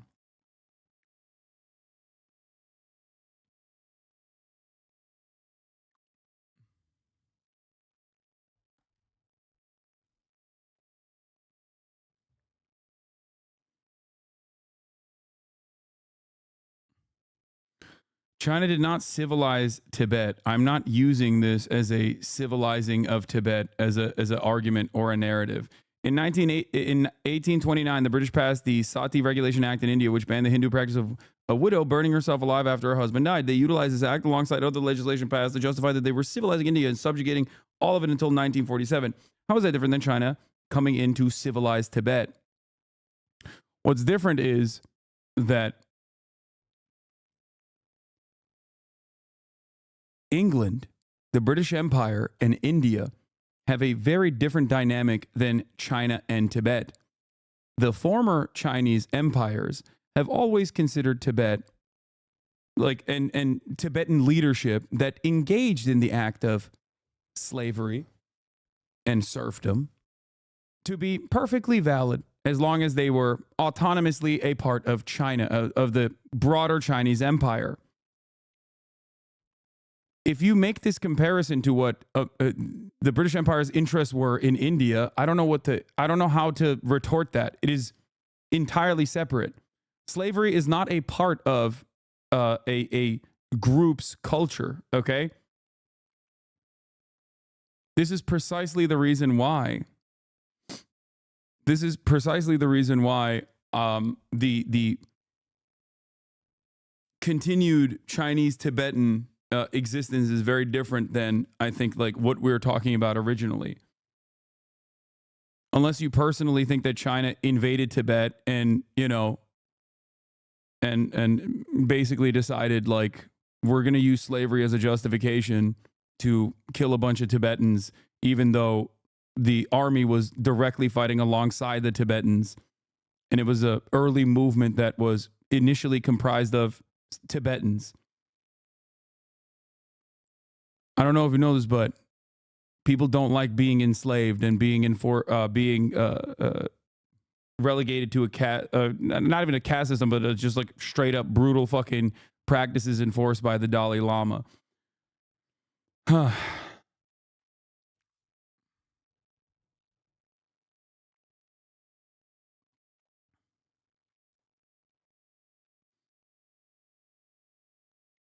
Yes, this whole debate, funnily enough, always neglects the existence of Tibetan communist revolutionaries who also fought tooth and nail against feudalism and slavery. Phuntsok Wangyal is a major figure in the progressive Tibetan history.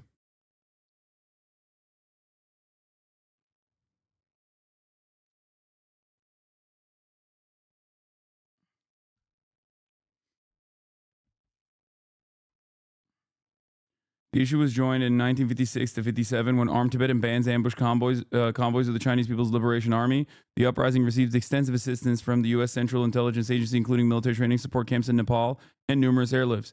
It's kind of funny that people talk about the Tibet thing, by the way, because America gave up on it. Like, America initially was like, oh, we can use Tibet as a way to hit China. Like, this is pretty common. It's textbook CIA shit. They were like, oh, we'll get the Dalai Lama, we'll pay him, which they did, right? Regularly, and hang that over the head of like have that as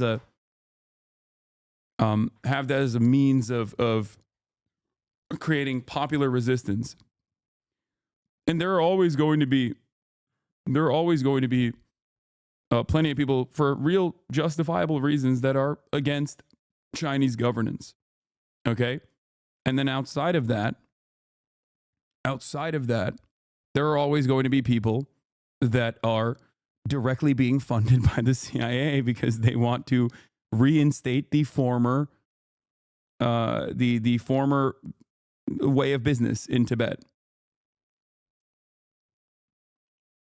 But even America was like, yeah, we should give up on this. So we are now talking about a right-wing movement that the CIA tried to beef up, that even they gave up on. Is an attack on culture. You think that abolishing slavery is genocide. So yeah, I'd say you're quite confused here. And I think basically anything would confuse you. Contradicting himself. But What? Like, it's easy for us to say Tibet slavery wasn't a part of their culture, but then you have slave-owning states literally saying slavery is part of their culture in their effort to justify it. Yeah, it doesn't matter. Okay? It's like saying that the Israeli culture revolves around the maintenance of an apartheid. That doesn't mean that, like, you can nuke Israel, okay? I don't agree with that. And I think that would be fucking insanely cruel and inhumane. I don't even agree with, like, the forcible displacement of 750,000 people. Like, what are we talking about? I'm too much of a pussy on that front, even. They literally kidnapped the Panchen Lama so that there will not be another Dalai Lama in Tibet. They also have appointed their own Panchen Lama, who I believe is Han Chinese. The Hanification of Tibet is real, yes. I think, wait, no, I thought he was Mongolian. Maybe I'm wrong.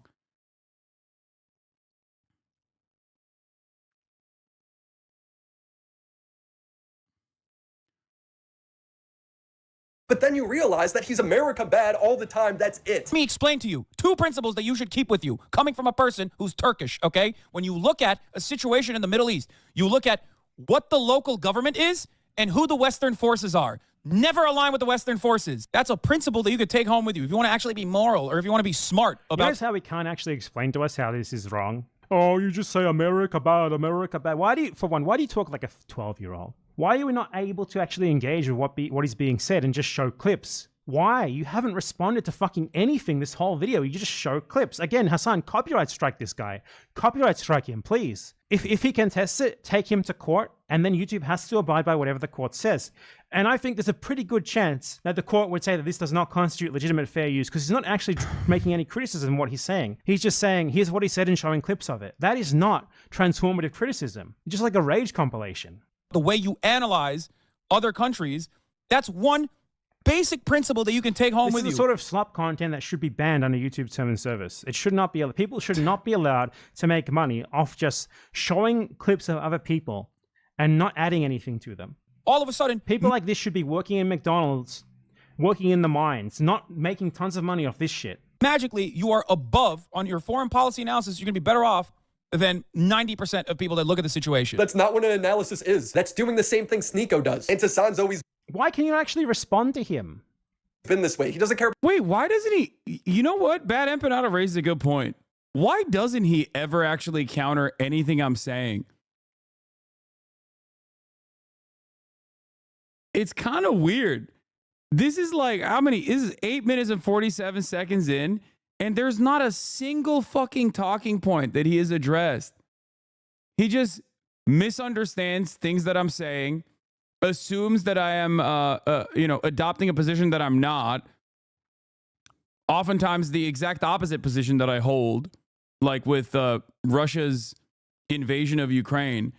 And there's not even a single instance where he just like actually has like a valid counterpoint.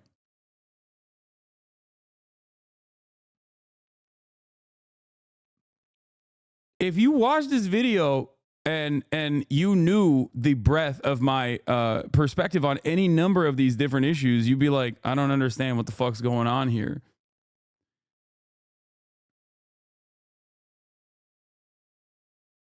If you, on the other hand, watch this and you were like, yeah, I don't really know about this Hasan guy, I kind of don't understand it, maybe you would be like geared towards hating me, I guess. Not trolling, but I don't get the Tibet stance. If you're against imperialism, you should be against Chinese imperialism. Okay, we'll get back to the Tibet issue in a little bit. Okay, please. I have to move on. The answer is a deorbiter. He has no positions. That's what's so beautiful about this. He can operate as though he's like completely separate from destiny. even though very clearly he's just like rehashing whatever fucking thing that he saw on the Destiny subreddit. About principles or being morally consistent. Do I think that this could be a dangerous precedent? Absolutely. But the right has been doing this for a very long time. Yeah, but they've they're been wrong. able to. That's the point. I The know, point but, is they're but no wrong, one and I hate cares them, and I about. hate their tactics. But no one cares about being morally consistent, or no one cares about. I do. I care about that. I know very you much. do, but in the end of the day, He just wants his side to win at all costs. It's tournament. Wait, what? That's a debate with Kyle Kalinske about free speech absolutism. And I don't even remember what I'm actually, like, you can see it. You can see it says free speech absolutism. That clip is like 6 years fucking old. I don't even remember what the position that we're talking about. That is so devoid of context. I don't even know what the fuck he's trying to say here.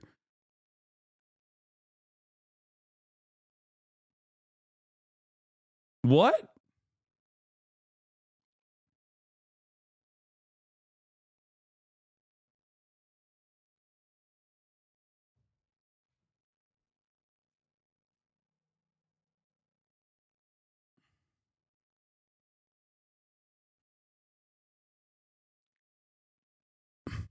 Well, yeah, because his side is actually, a side that actually wants good things, and the Republicans want to institute, like, bad things. I think that's probably why he's saying that. Right? It's fucking obvious, right? You would be sitting there abiding by your principles as Hitler puts you in a camp. Well, no, he wouldn't put you in a camp. You'd be by his side. But you know what I mean. Like, playing by your morals and principles, while people who don't... You are literally explaining that people tend to care more about a narrative than the actual truth, which is literally what this loser is taking advantage of right now. Yeah, I don't even know... I think that was just like a regular conversation about like the tolerance, the way that like liberals utilize the tolerance paradox the way that Nazis utilize the liberals' tolerance paradox to just, push for a whole bunch of intolerant positions and normalize them. Ironically, that's what he is doing here as well to a certain degree. He's utilizing like liberals' tendencies to be like, well, there's certain positions that I take as truth. There are so many anti-Hasan videos like this. They have their own lore and their own shorthand. A video can just be 100% dog whistling the Reddit post and get 1 million views. Yeah, I know. It's fucking nuts.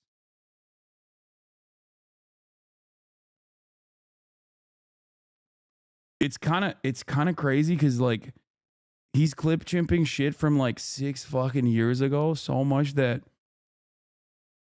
so that like I don't even know exactly what he's talking about here. Like I've lost the plot on my own fucking commentary. I don't even know what he's disingenuously framing. Play by them, work to like destroy you.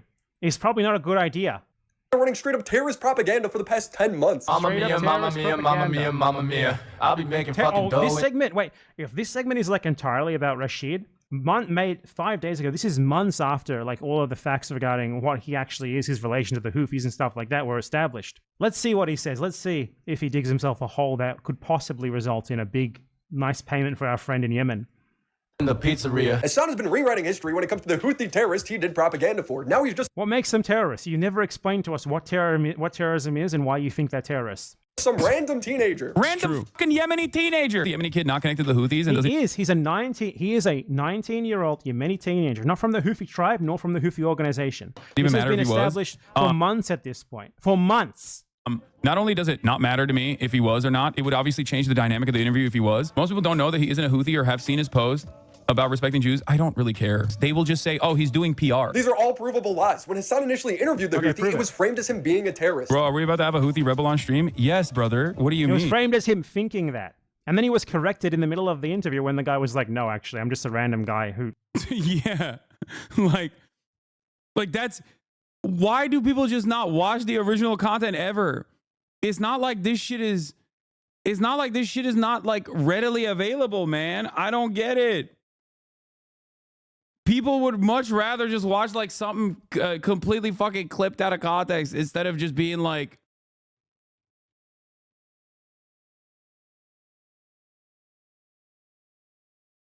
uploaded TikToks.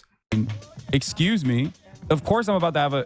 I'm a journalist, okay? This is journalism. When Hasan asked if he was Houthi, the guy did not answer, instead referring to the Houthis' justification for pirating commercial ships. Wait, he did. that's just a lie. He straight up did.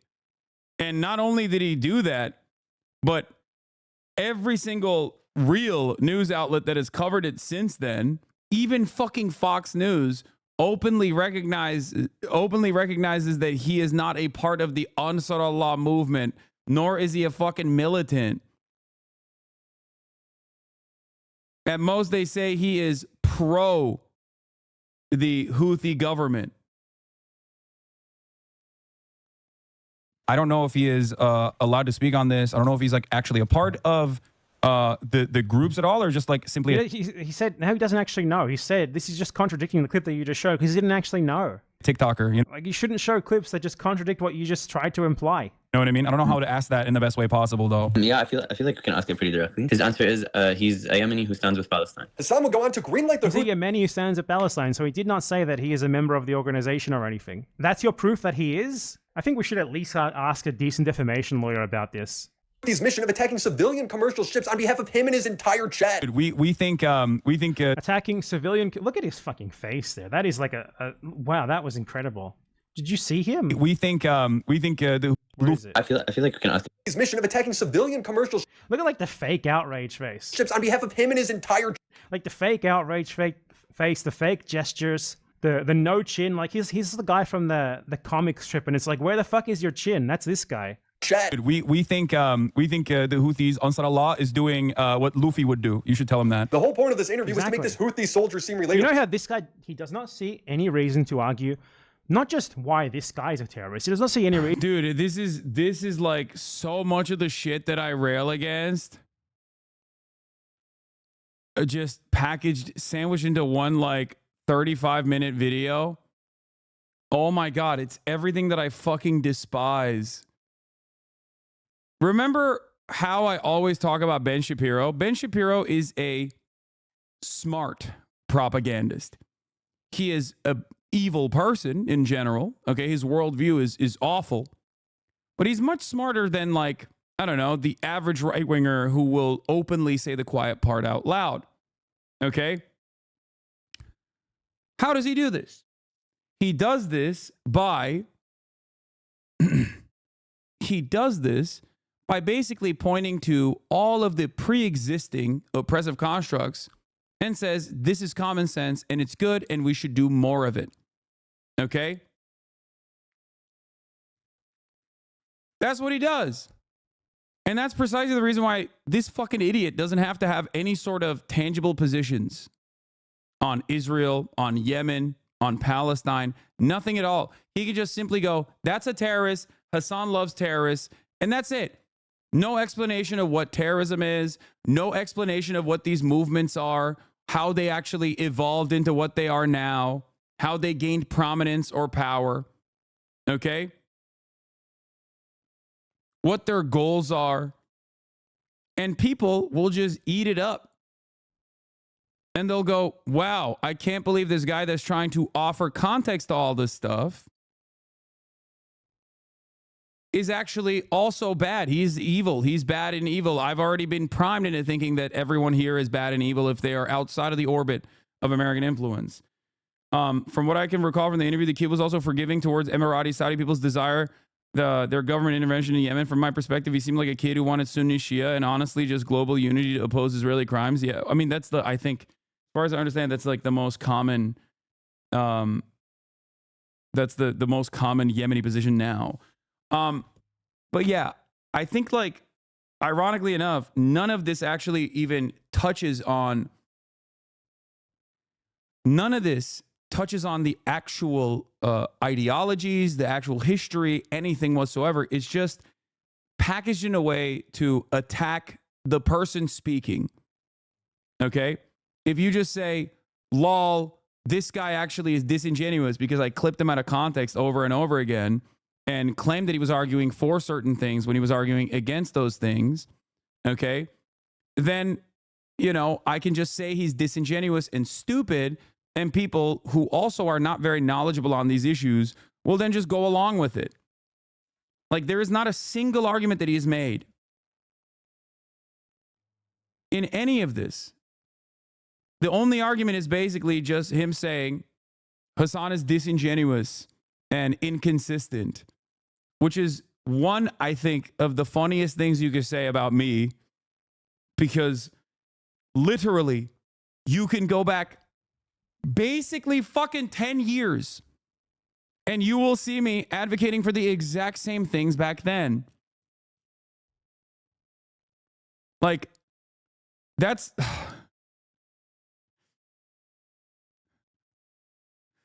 I don't know how to get this through people's heads. Like,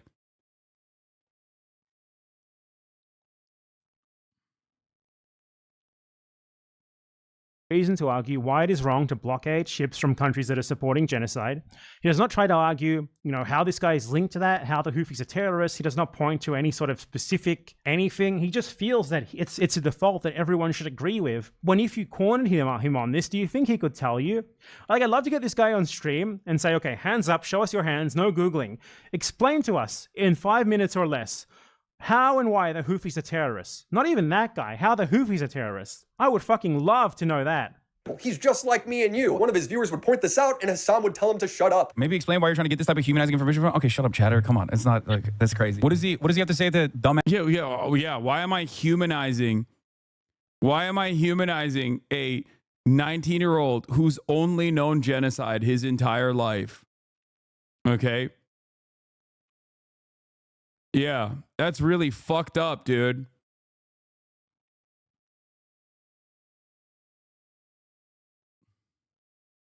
Masses that consider him to be a terrorist. What does he think about that? That's my question. I just banned one of those stupid fuckers in the chat just now. She says, who are they? Just fucking dumbasses. Wow, what an insightful interview. When a viewer offered a real question for Hasan to ask, Hasan... A real question? What do you mean? That's not a real question. That's someone being a disingenuous asshole. That's someone being a gross little Islamophobic freak. What the fuck? What the fuck? That's so crazy.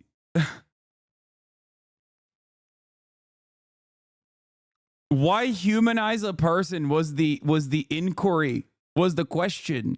Why humanize a 19-year-old whose only understanding of existence is fucking living under genocide? Okay?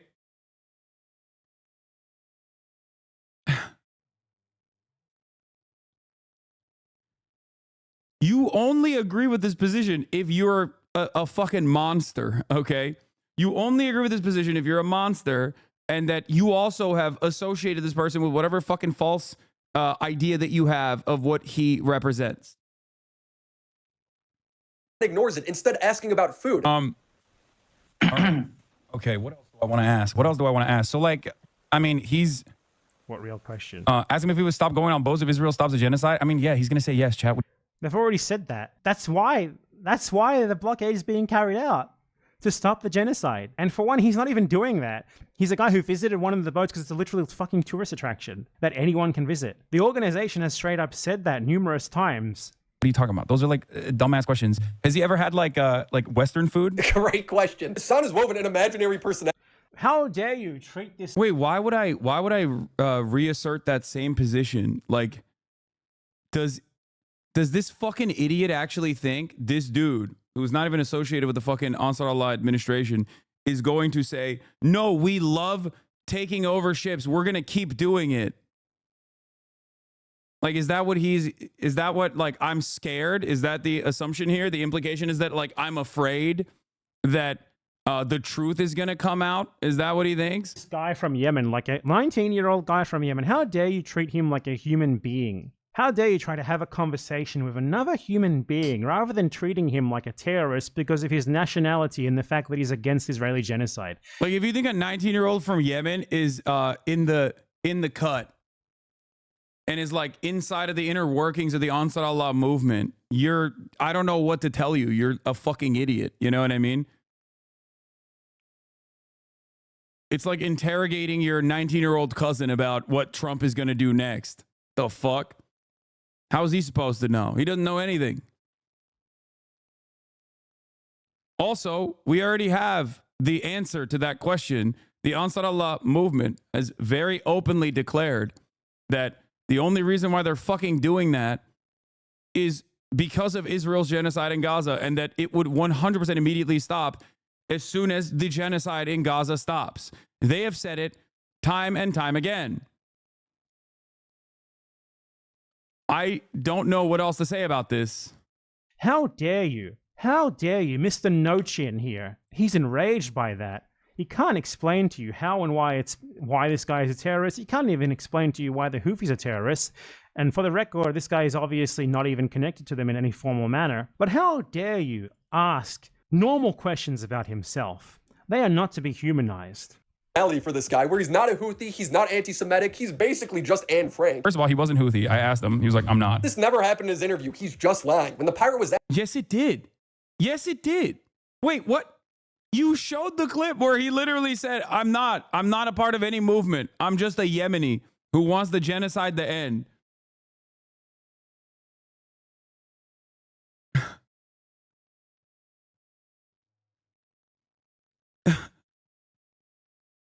What the fuck?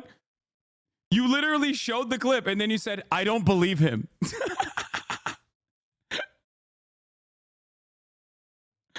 I'd be careful, Hassan. Looks like there's a conspiracy to slow roll you into a complex of mistakes again. What?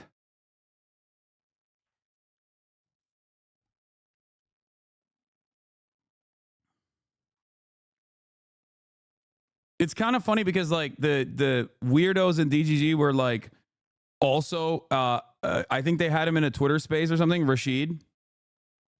And they were like, are you part of the Ansar Allah movement? Are you a part of the Ansar Allah movement? And apparently he like responded as like, no, I'm not, or something like he misunderstood what they were saying and said like, the people of Yemen support the Ansar Allah movement. Of course they're going to say that. That's like their government, okay? Including people who literally had fought in direct combat against the Ansar Allah movement since the blockade was implemented, have said, we're putting down our arms. We are now, one. We're all against the genocide in Gaza, and we are all a part of the same movement. So he said, I don't really remember exactly what his response was. Either he said the Houthis are Yemenis, or he said that like the people of Yemen stand with Houthis or something. I don't know. But they misunderstood what he was saying and only used Google Translate to understand what he was talking about. I think he said every Houthi is Yemeni and didn't understand. Yeah, I don't fully remember what it was because I don't fucking keep up with this person at all until it, is directly put in front of me. But because most people don't fucking speak Arabic, they just basically said, oh, it's proof. He said he's a Houthi. And they ran with it. asked if he was a soldier on... The pirate was... so he's a pirate. He's a Houthi terrorist. He's all of these things that you would need to actually prove in court. Instagram, he replied yes. Now his Instagram was banned. But oh, here. This is it.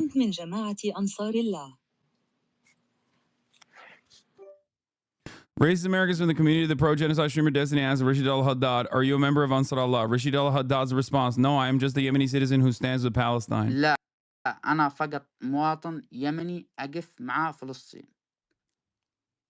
No, I am just a Yemeni citizen who stands with Palestine.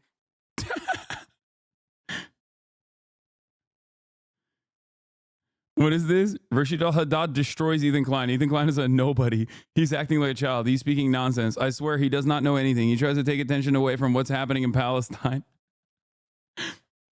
Rashid al-Haddad rejects slanderous anti-Semitism allegations against him. We do not hate the Jews. We respect every Jew Christian who stands with Palestine. We do not confuse them with Zionists. He debunks anti-Semitic conspiracy theories. We all know that America is at the head of Israel. Rashid al-Haddad rejects the terrorist label. He's a civilian. He says it's actually Israel who is terrorist and creates wars.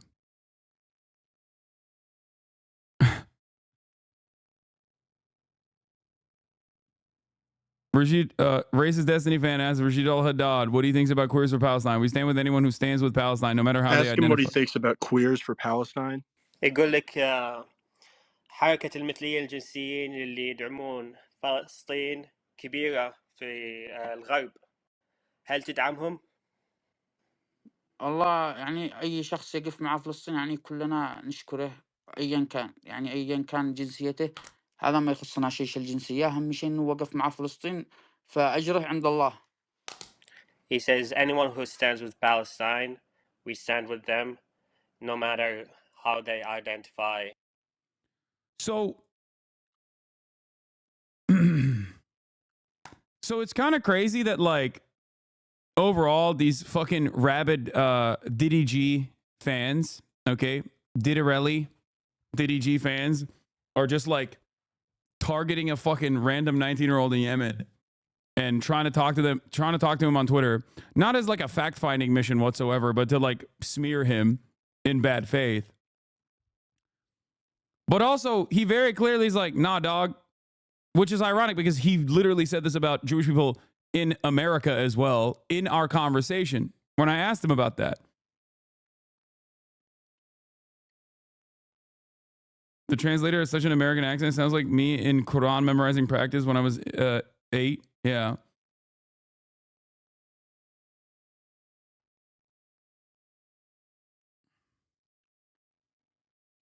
So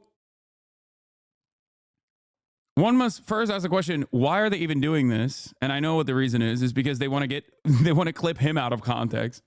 And even when they don't get the actual fucking context, even when they don't actually get the fucking, thing that they want to get out of it, they still turn around and slander the dude anyway. And they don't even give a fuck about this 19-year-old. The only reason why they're doing it is so that they can fucking grab onto this and be like, Hasan interviewed a terrorist. We stand with him and just like that. بعيدا، ولكن عندما نقول إسرائيل إرهابية أنتم تشاهدوا ما تفعل إسرائيل، هل يحرق طفل عمره لا يتعدى 2 But when we say Israel is terrorist, you see what Israel does. It burns a child who is not more than 2 years old. فالشعب اليمني يقول أن يرفعوا الحصار عن فلسطين وأن يذهبوا عنهم بعيدا فقط. Who would win a rabid fan base trying to get a gotcha or a 19-year-old Yemeni kid? It seems like هذا ما يريده الشعب اليمني. الشعب اليمني لا يريد الحرب أو الإبادة الجماعية، فقط يريد السلام. The Yemeni people say about lifting the siege on Palestine and that they should go away from them. This is what the Yemeni people want. The Yemeni people do not want war or genocide. They only want peace. الجميع يريد السلام، ولكن إسرائيل هي الإرهابية وهي من تنشئ الحروب وهي من تفعل وتقتل وتنهب وتسرق وتأكل. Everyone wants peace, but Israel is the terrorist and it is the one who creates wars and it is the one who does, kills, loots, steals and eats. قل لها. Okay, I'm done. I just like so fucking ridiculous. But this was still documented in news articles. What does it mean if he's a soldier anyway? Let's say that he was a soldier. By the way, Healer Klein said that she was a soldier. So, okay, let's say that he said that he was a soldier. Could you explain how that makes him a terrorist exactly? Is being a Yemeni and being a soldier terrorist? At the time. And who is the current government? He's also said he's a civilian. Like, I think like a lot of this also gets lost in fucking translation. He has repeated time and time again that he's a fucking civilian. Governing body in Yemen, it's the Houthis. Stop believing. Oh, so the Houthis you recognize the Houthis as a legitimate government of Yemen. Thank you for that. Thank you for taking a firm stand against the American foreign policy line that actually the Saudi-backed, US, Israeli-backed government is the real government of Yemen. Thank you for your recognition. We appreciate it. Terrorist? This live from Hasan. Many people said, oh, he's hiding it. He's PR trained, which is really funny to say about like some random. Did you look at that guy? Did you PR trained? Dude who can't even speak English. You said that. It was because he wouldn't answer the only 2 serious questions you asked. Oh, okay. That's interesting. I mean, I don't know. I feel like he's very media trained, surprisingly. But okay. Now, I used to think Hasan just had 0 critical thinking skills, but... Wait. Yeah. In that moment, I thought that like the way that he was communicating was much fucking better than how I would expect a random 19-year-old to communicate. If you fucking encountered a random 19-year-old, this doesn't mean that he is like a part of the fucking Houthi PR. Like, what the fuck? Oh my God. Oh my God.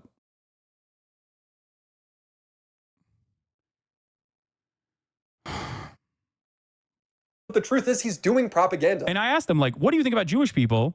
What if I were to tell you that, like, Jewish people are leading the anti-Zionist movement in America? And he was like, that's great. I love them.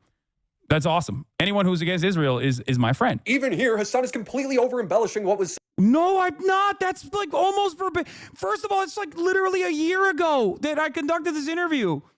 Okay? A year ago. And nobody gave a shit. They only brought this back again to be like, we need to cancel this man. Ask him what he thinks about the fact that in America, some of the like leading groups that are pro-Palestine are led by Jewish people who are anti-Israel. How does he feel about that? He's saying anyone that supports Palestine, we're with. Hell So yeah. yeah. Good shit. That's it.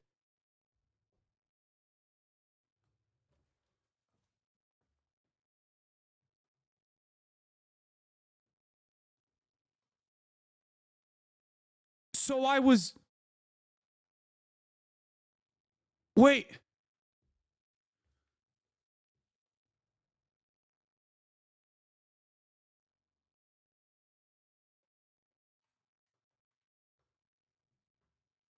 Wow, I really rewrote history there. Hold on. How did I rewrite history there? What? Critical thinking skills, but the truth is he's doing propaganda. And I asked him, like, what do you think about Jewish people? What if I were to tell you that, like, Jewish people are leading the anti-Zionist movement in America? And he was like, that's great. I love them. That's awesome. Anyone who's against Israel is my friend. Even here, Hasan is completely over-embellishing what was said. Ask him what he thinks about the fact that in America, some of the like leading groups that are pro-Palestine are led by Jewish people who are anti-Israel. How does he feel about that? He's saying anyone that supports Palestine, we're with. Hell, bro, I'm sorry. You have to literally be barely sentient if you watch that video. If you watch this video on its own, the Willie Mack video, and you go, damn, he really got you there. Like, yeah, it's a fucking interview from... It's an interview from 10 months ago. Yeah, I don't remember the got him is that he didn't say I love them, I guess. Yeah, except he has said it in other circumstances since then. So what do you mean? Yeah, I fucking didn't... I didn't make the accurate accounting at the time of an interview from 10 months ago. He didn't say he loves them. Here he is saying it here, okay? Here. ونحن لا نكره اليهود، نحن نحترم كل يهودي يقف مع فلسطين. We do not hate the Jews. We respect every Jew who stands with Palestine. ولكن أريد أن أقول لكم أننا نعلم أن هناك من اليهود والمسيحيين من يقف مع القضية الفلسطينية، ونحن لا نخلطهم بين الصهاينة. But I want to tell you that we know that there are Jews and Christians who stand with the Palestinian cause, and we do not confuse them with Zionists. وجميعنا نعلم أن أمريكا هي على رأس إسرائيل. We all know that America is at the head of Israel.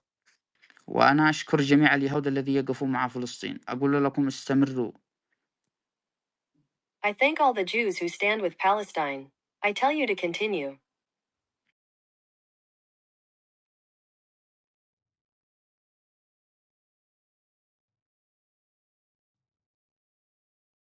Oh yeah. That's it. Okay. How is that, like, contradictory to what Hasan said he said? Any plans to explain? That's all he said. The same media-trained answer he's been giving Hasan all night. Hasan goes on and compares him to Anne Frank. Like he is a person whose only experience is like, it's literally like... Yeah. Do you not know anything about fucking Yemen? Yemen was subjected to a 10-year fucking long Saudi American-Israeli genocide. He's 19 years old. This guy, when that began, he was a fucking child. He was like 9, 10. So yeah, comparing him to another child who endured genocide, yeah, I would say that is a fair comparison. It's a way fairer comparison than any of the comparisons that you've made here. You compared fucking wanting to abolish slavery to wanting to genocide people for having an inferior culture. I don't know. I don't know about your capacity to make apt comparisons here. Like talking to fucking Anne Frank, basically. Okay, being able to talk to Anne Frank in real time. Now, I don't remember Anne Frank being part of a militia group that boarded commercial vessels and took cap. So if Anne Frank was a part of the Warsaw Ghetto Uprising, do you think that it would be invalid if I had the capacity to talk to someone who participated in the Warsaw Ghetto Uprising, do you feel like that would be inappropriate? No, the only difference here is that you think brown man bad, brown man terrorist, brown man, even if he's, brown child only experiences genocide, only understanding of the world revolves around being genocided, is still bad. Okay? You know what? Maybe Anne Frank should have been. Okay, to be fair, he probably doesn't know what the fuck the Warsaw Ghetto Uprising was, so, because he's an absolute moron.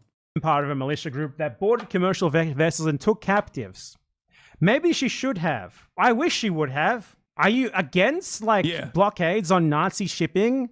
Are you against Jewish resistance to Nazi shipping? Do you think that if Anne Frank was a member of a resistance group, she would have been a terrorist? That's the implication that you're making here. And I'm not sure. That's insane. That's an insane fucking thing to say out loud. Who the fuck would agree with this? Why are people just... People are so stupid, dude.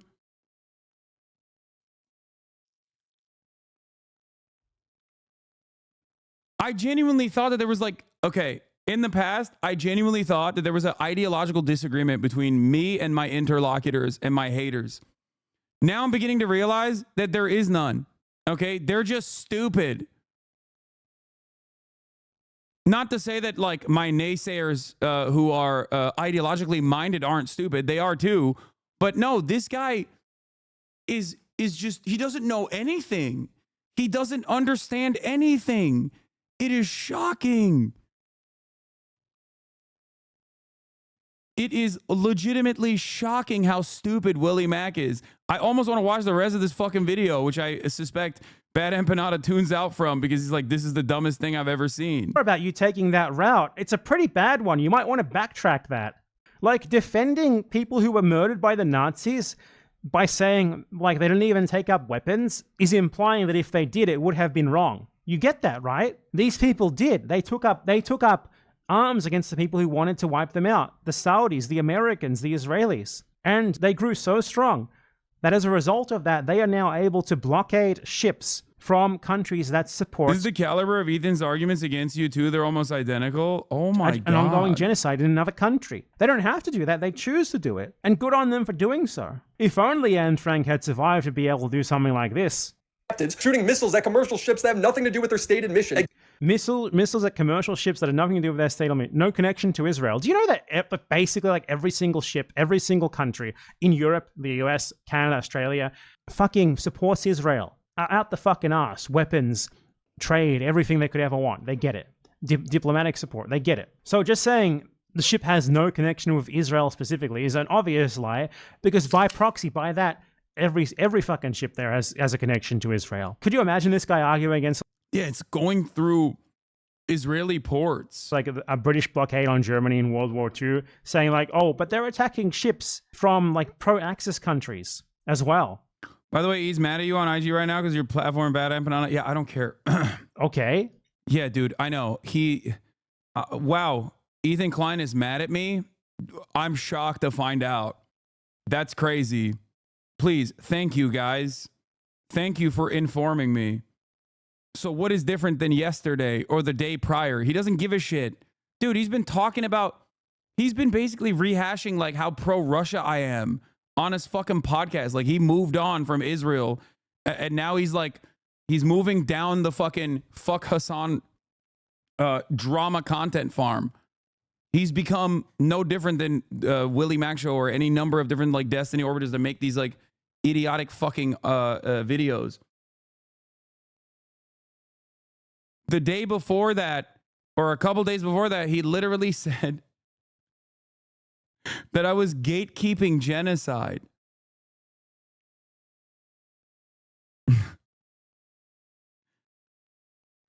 He's calling you his friend again too? Yeah, it's so disingenuous to call me friend to try and fucking farm sympathy in the process of deliberately trying to get me and everyone around me deplatformed.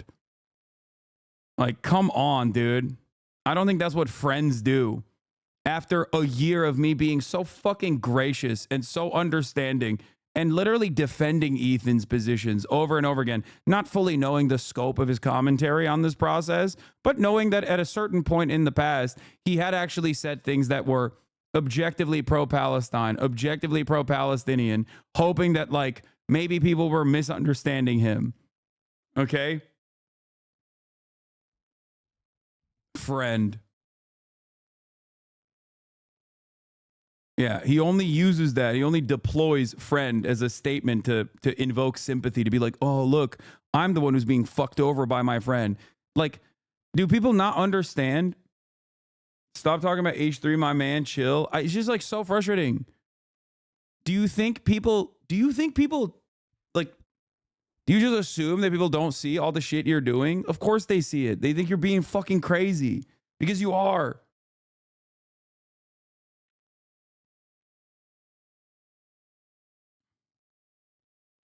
What is this?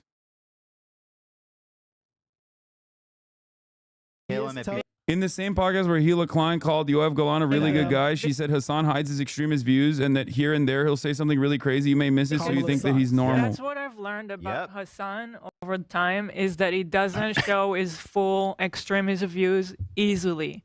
He kind of lays the ground and then he maneuvers, and here and there he'll prop like something really crazy, but you may miss that, so you kind of think that he's normal.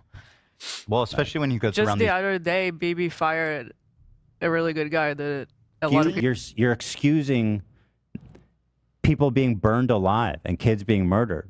You're saying Israel does that on the daily. Okay? Now, I'm not denying that. I'm not denying that. So are you in favor Rudy was of saying that Palestinians are taught at 2 years old to kill Americans. That's pretty spicy. Yeah. Do we have that one? Like Put that Kamala, under the other one. I could add it.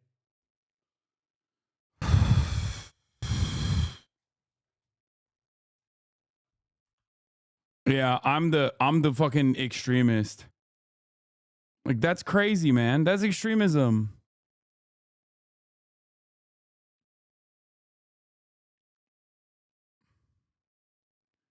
Also, what do you mean every now and then people find out like how extremist he is? Like, Ethan knew that I was the America Deserve 9/11 guy. What the fuck are we talking about? He had the charity to comprehend what I meant when I said that. He literally, we had a podcast together. What the fuck?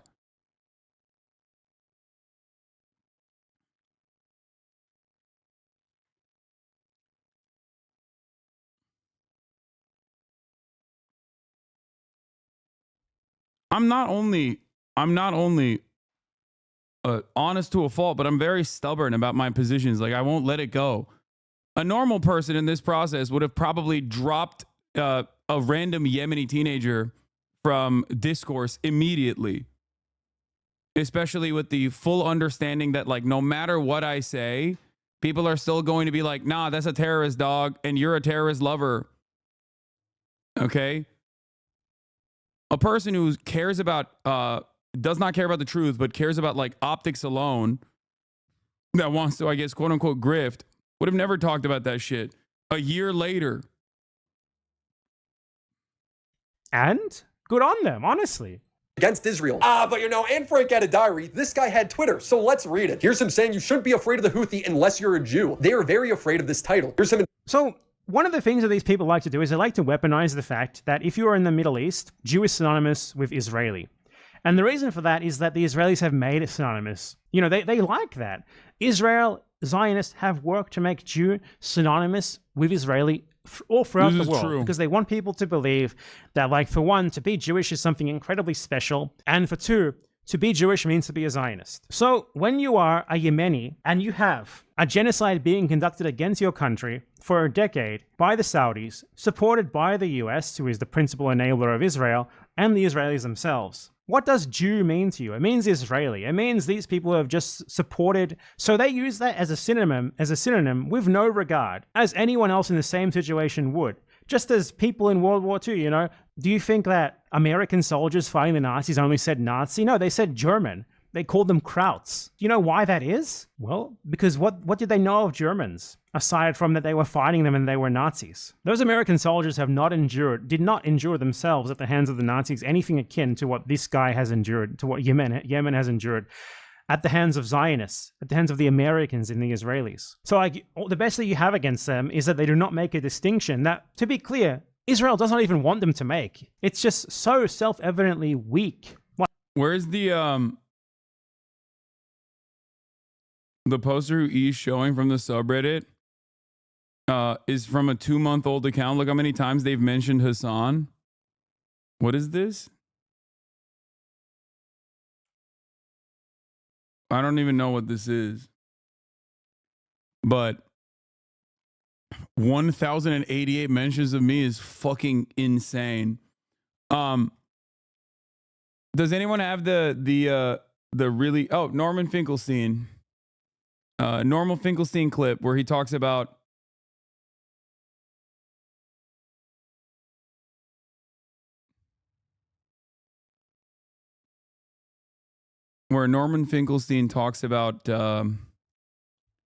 the Houthi flag, like the Houthi banner that says "A curse upon the Jews," which is something I've criticized over and over again. It's not ever been something that I think is appropriate or apt. That's the other part of this process. They never clipped me fucking talking about that shit too.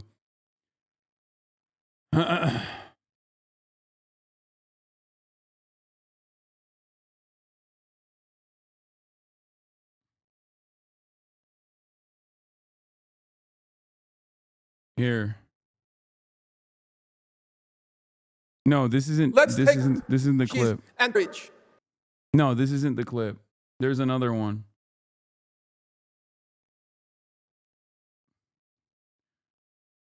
No, this is the wrong one. That's not the one. Stop sending me gooning fascism ones, okay? No, and it's not from the podcast. No, not that one. There's a longer one. It's not this one. There's a longer one that was on my subreddit that I watched a while ago, like from a couple days ago.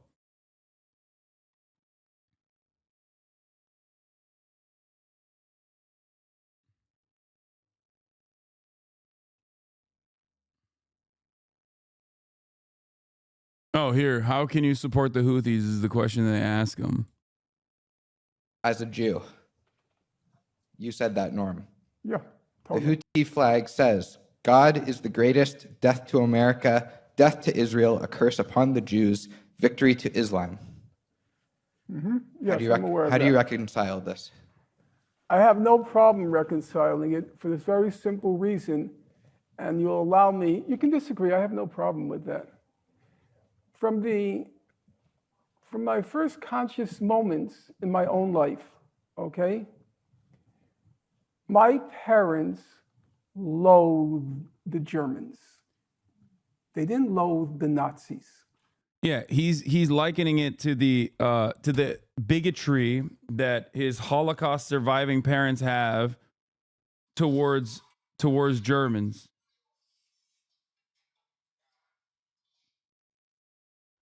And he's offering analysis to where this like hateful sentiment comes from.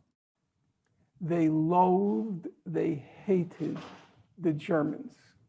In fact, I vividly recall my father once recommended me a book on the Nazi Holocaust. And I asked him, what makes this book special?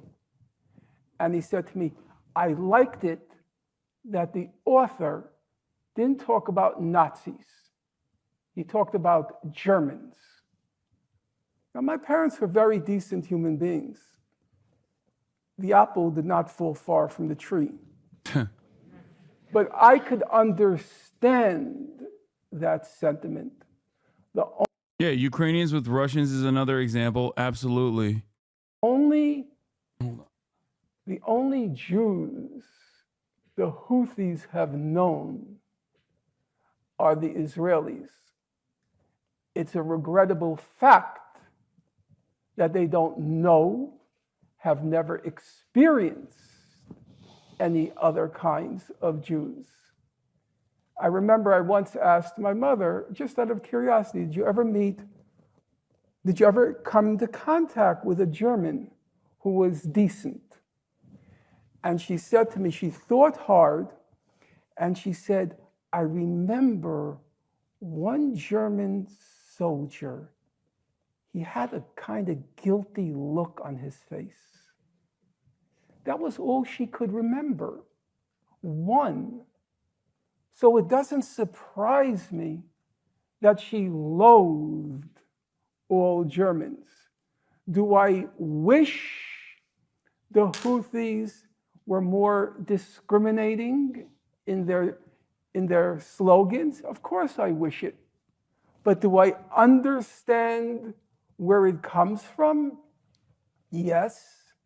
And will that slogan of theirs color my appreciation of the fact that alone among the world's peoples, they are resorting to armed force to stop the genocide in Gaza?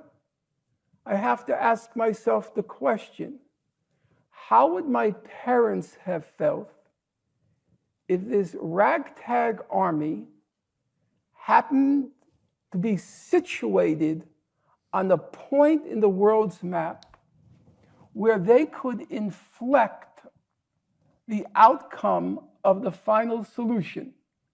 And these people, this ragtag people, hailing back to the Middle Ages, they were investing all of their physical resources and moral energy to stopping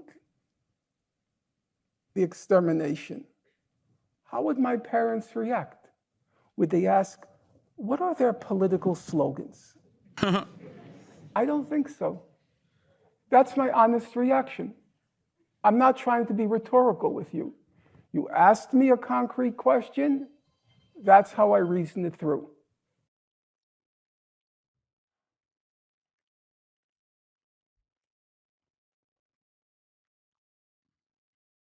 That's it.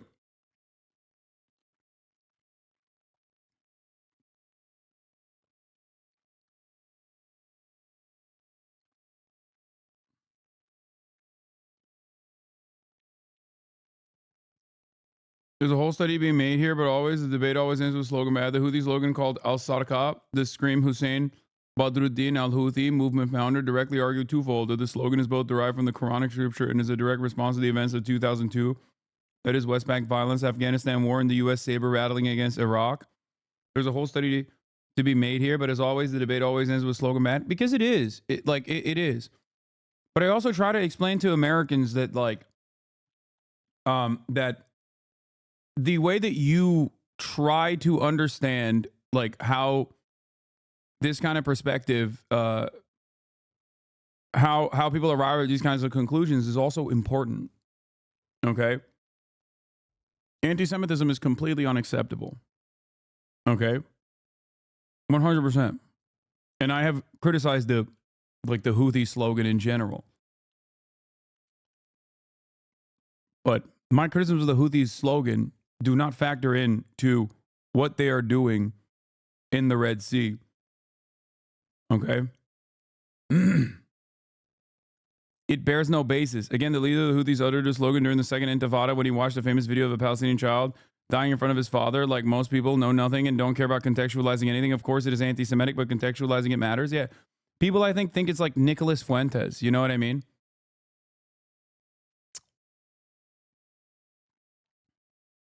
Like they think that they got a copy of the Elders of Zion and ran along with it. And it's really interesting because that is such Western focused propaganda, specifically because and this is something that I've criticized time and time again with the Israeli president Isaac Herzog. If you remember, he would come out on a weekly basis to be like, look, we found this copy of Adolf Hitler's Mein Kampf on this baby's crib is a terror baby. And it's like, dog, that is so obviously a Western-focused media op in that situation. Like, for a Palestinian to arrive at anti-Semitic opinions, okay, they don't need to read Mein Kampf, okay? Like, they don't need to read Mein Kampf in English, okay? They just see a Star of David on the side of the F-15 that bombs the fucking school, and they're like, oh my God, I hate whoever is doing this to me, and the people that are doing this to me are always falsely saying they're doing this for Judaism. That's it.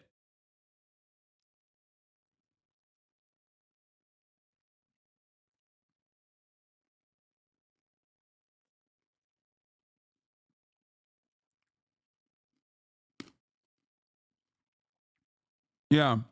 The Ansar Allah movement is mad that Jews run Hollywood. Like, that's basically what you're saying.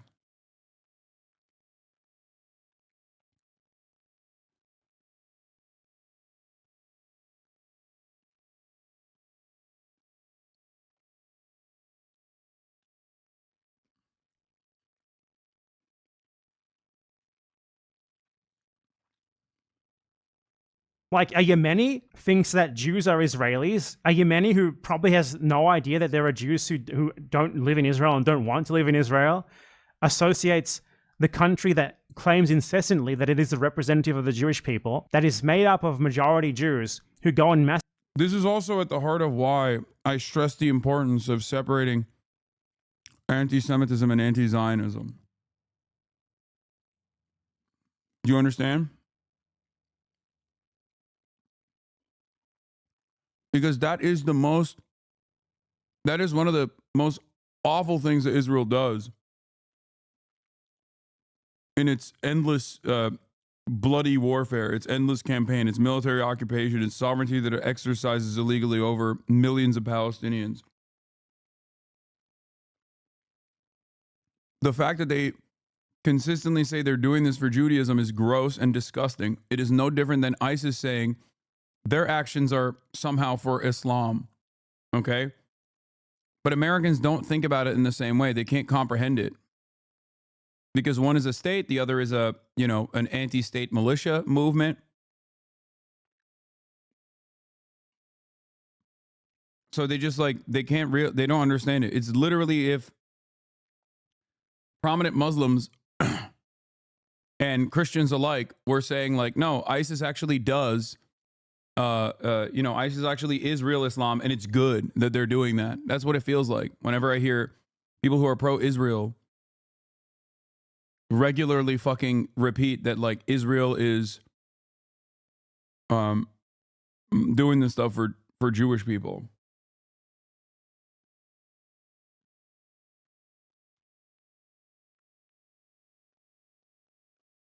And yes, Americans are dumb. So they think Israel is doing this for Jewish people and that ISIS is doing it for Islam or was doing it for Islam.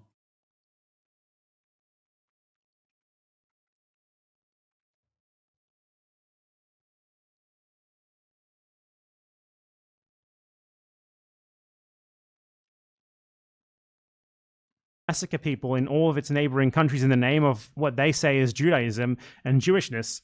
You're surprised that that guy would equate Jew with Israeli, Jew with Zionist? You blame him for that, but not the people who made that happen? That's all there is to say about that. It's pretty self-evidently absurd, and imagine this fucking moron trying to argue against it. I could not imagine him trying to argue against anything, honestly. Be afraid of the Houthi unless you're a Jew. They are very afraid of this title. Here's him insulting his enemies by calling them son of a Jew. He would post pictures on the— That is a lyric to a song, I'm pretty sure. The pirated ship saying ready for sacrifice, longing for martyrdom. Okay. Longing for martyrdom? I've never heard anyone pronounce that word that way in my life.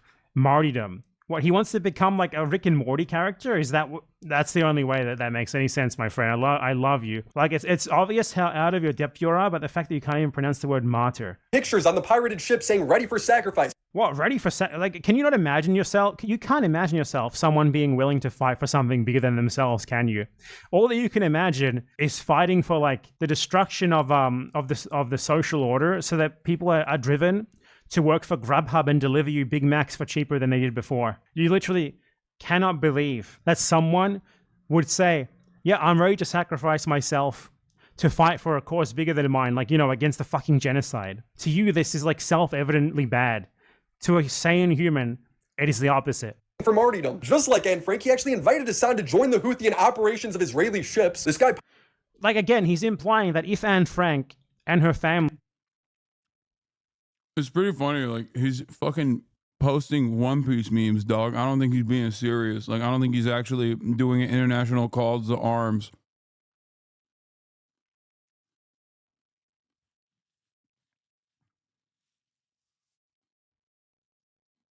had engaged in armed resistance, it would have been okay for the Nazis to kill them. They would have been bad people. They would have been terrorists.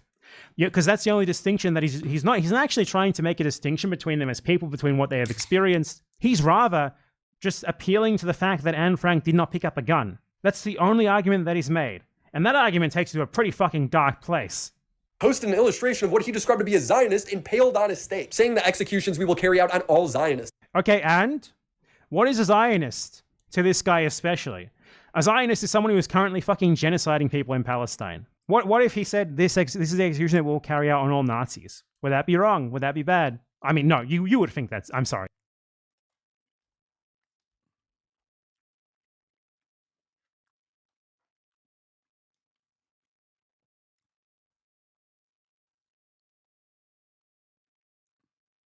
Yep.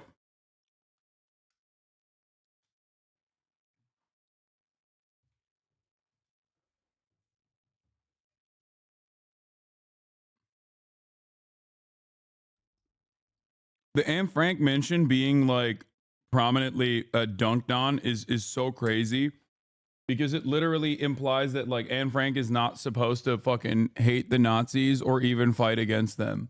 And if she had actually taken up arms against the Nazis, that she would somehow be bad, and that I guess somehow the Holocaust would be appropriate in that moment. You can only arrive at that conclusion if you are a Nazi yourself.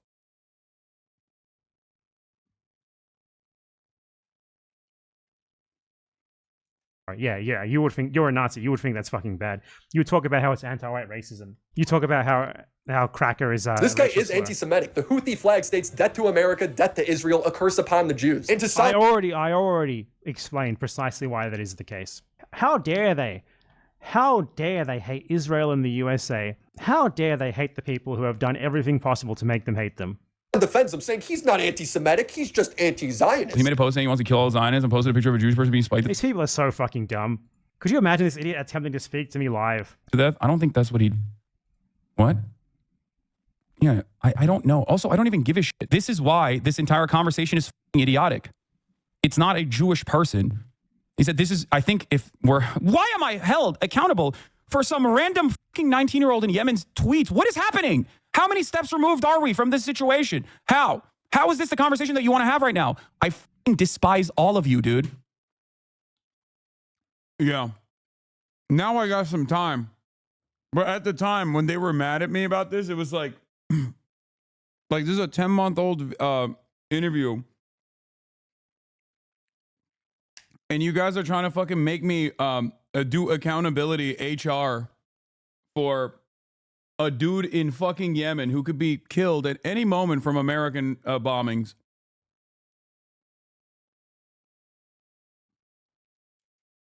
I mean, precisely. That's really the crux of it, isn't it? This guy is making videos, desperately trying to get views, while sponsored by like fucking personal finance scams, just posting Hasan clips and offering no substantial criticism, no refutation, not even an explanation for what he's trying to imply. While the genocide is happening, that is what he's doing. That is like the level of his engagement with the world. That is what he cares about. Probably the reason why he's so angry about this is just because it perfectly describes him. This part right here. That is you. This is you, my man. He's talking about you. Also, yeah, they were trying to pop this shit off during peak election season and try to get you banned. Yeah. There was a part that he's just like clipped out of context, I think. And then he goes, he's about to justify by saying Zionist. Why am I held accountable for some random fucking 19-year-old in Yemen's tweets? What is happening? How?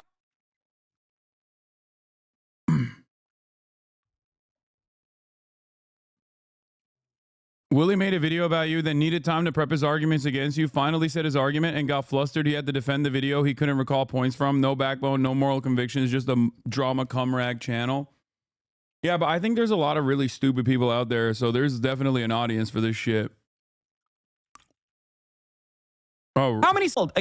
Speak to me live. I don't think that's what he... What?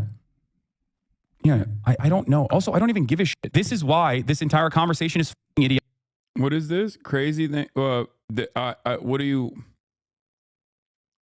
I don't know what he cut out of this. I don't remember. I've talked about these issues so much. It's not a Jewish person.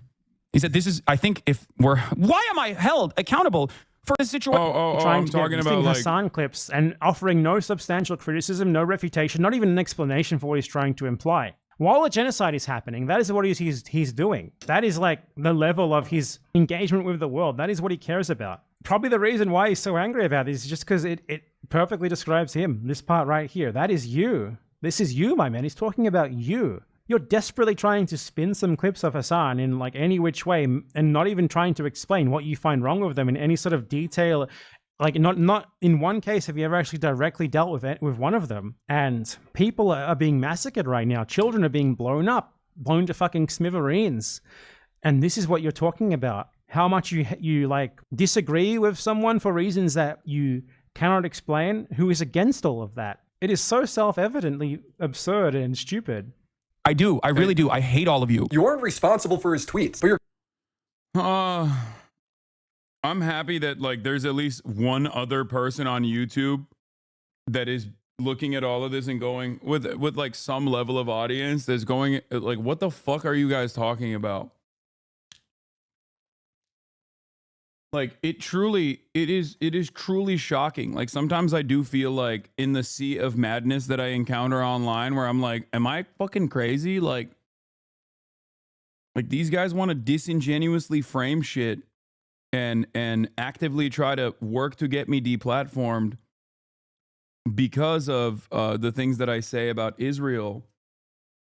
And in an effort to do so, they will go to any lengths. Like they'll fucking doctor footage. They'll clip shit out of context. They'll mass email advertisers and mass email journalists to try to get them to write news stories with their framing.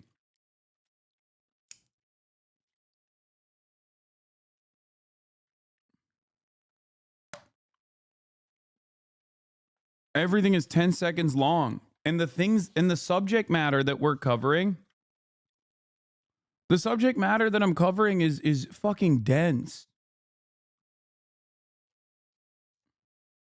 That's the other part of this is like, the subject matter that I'm covering is not only dense, but it also requires a tremendous amount of nuance to sift through. And it's insane that like people think that a 10-second clip is enough for them to understand any number of different things here.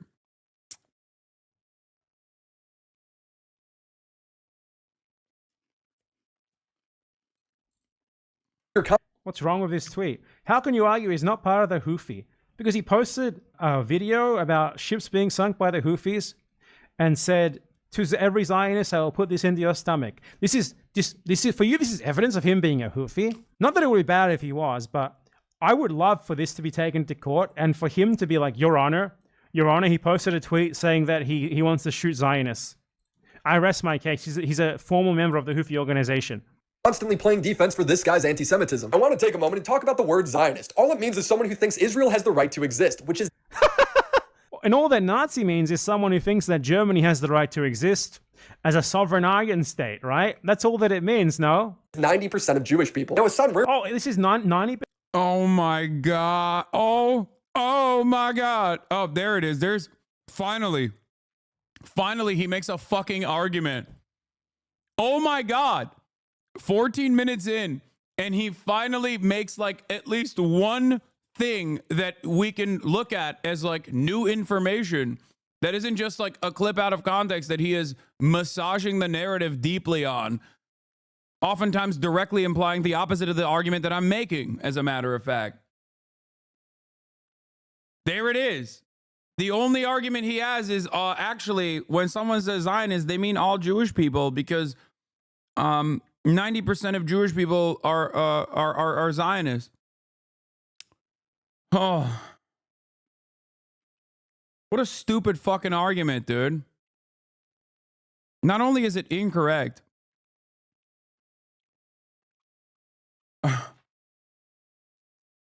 wait, he says Israeli Jews? Percent of Israeli Jews. That was not 90% of Jews. It was 90% of Israeli. He just equated all Jews with Israeli. What? Wait. 90% of Israeli Jews are Zionists? Yeah. That's not, you know. Okay.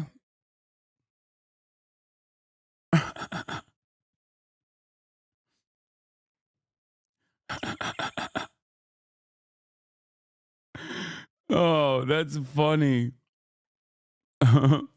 Yes, we know that 10% of Israeli Jews are anti-Zionist. They're all in here at the HasanAbi broadcast. We know them. We know them by name.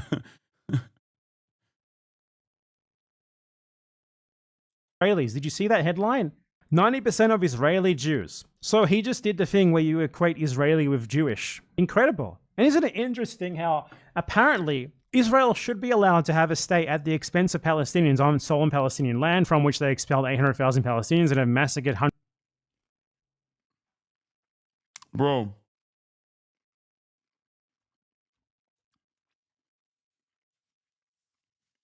What's crazy about this argument is that, first of all, that doesn't fucking mean anything. Okay? Yeah, 90% of Americans love America.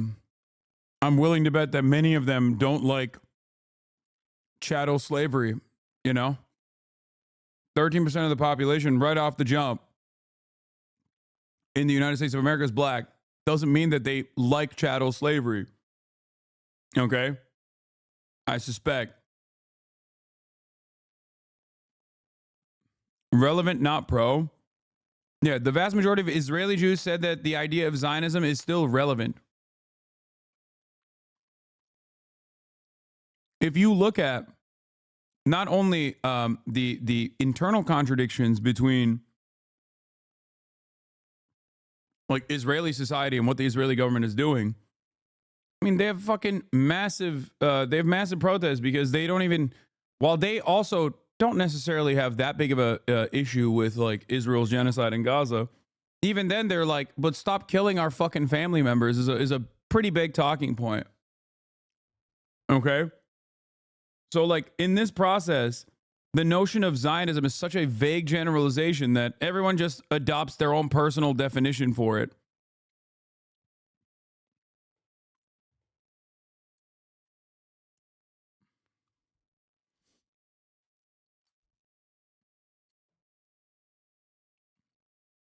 It was very stupid. Hundreds of thousands more. Just because they're Jewish and they say they should have it. That's the logic of this guy here. It's the appeal to Jewishness fallacy. If a sufficient majority of Jews want something, that's it. You don't have to make any other argument. Done. Okay, this is taking away. There's no way I'm watching 35 minutes of this guy making a statement confidently, showing a bunch of clips that are barely even related to that statement, providing no explanation for what he thinks was wrong in that clip, and then just moving on as if he's proven his point. It's just going to be the same throughout the video. I've watched way too much of it already, but I mean, yeah. This has been your Slop Watch, and I give this Slop YouTuber a 0 out of 10. At no point did he make a coherent argument, at no point did he provide any evidence for his beliefs. It is so bad that... Wait, that is 90% status Jewish Israelis? Yes.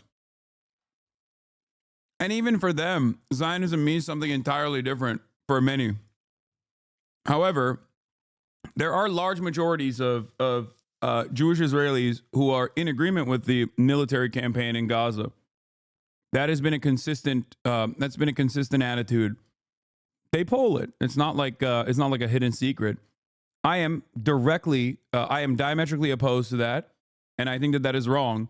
And I also personally don't think that has anything to do with Judaism whatsoever. That's it. I think it's ridiculous to claim that all Jews actually love that shit, and it's actually unimaginably anti-Semitic, according to the IHRA definitions too, by the way. So.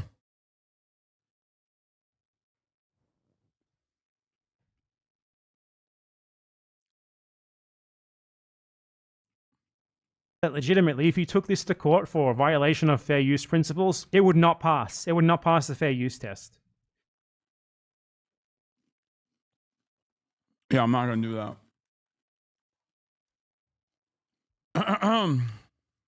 Good video, though. This guy says slavery was apolitical, by the way. Wait, what? Who did?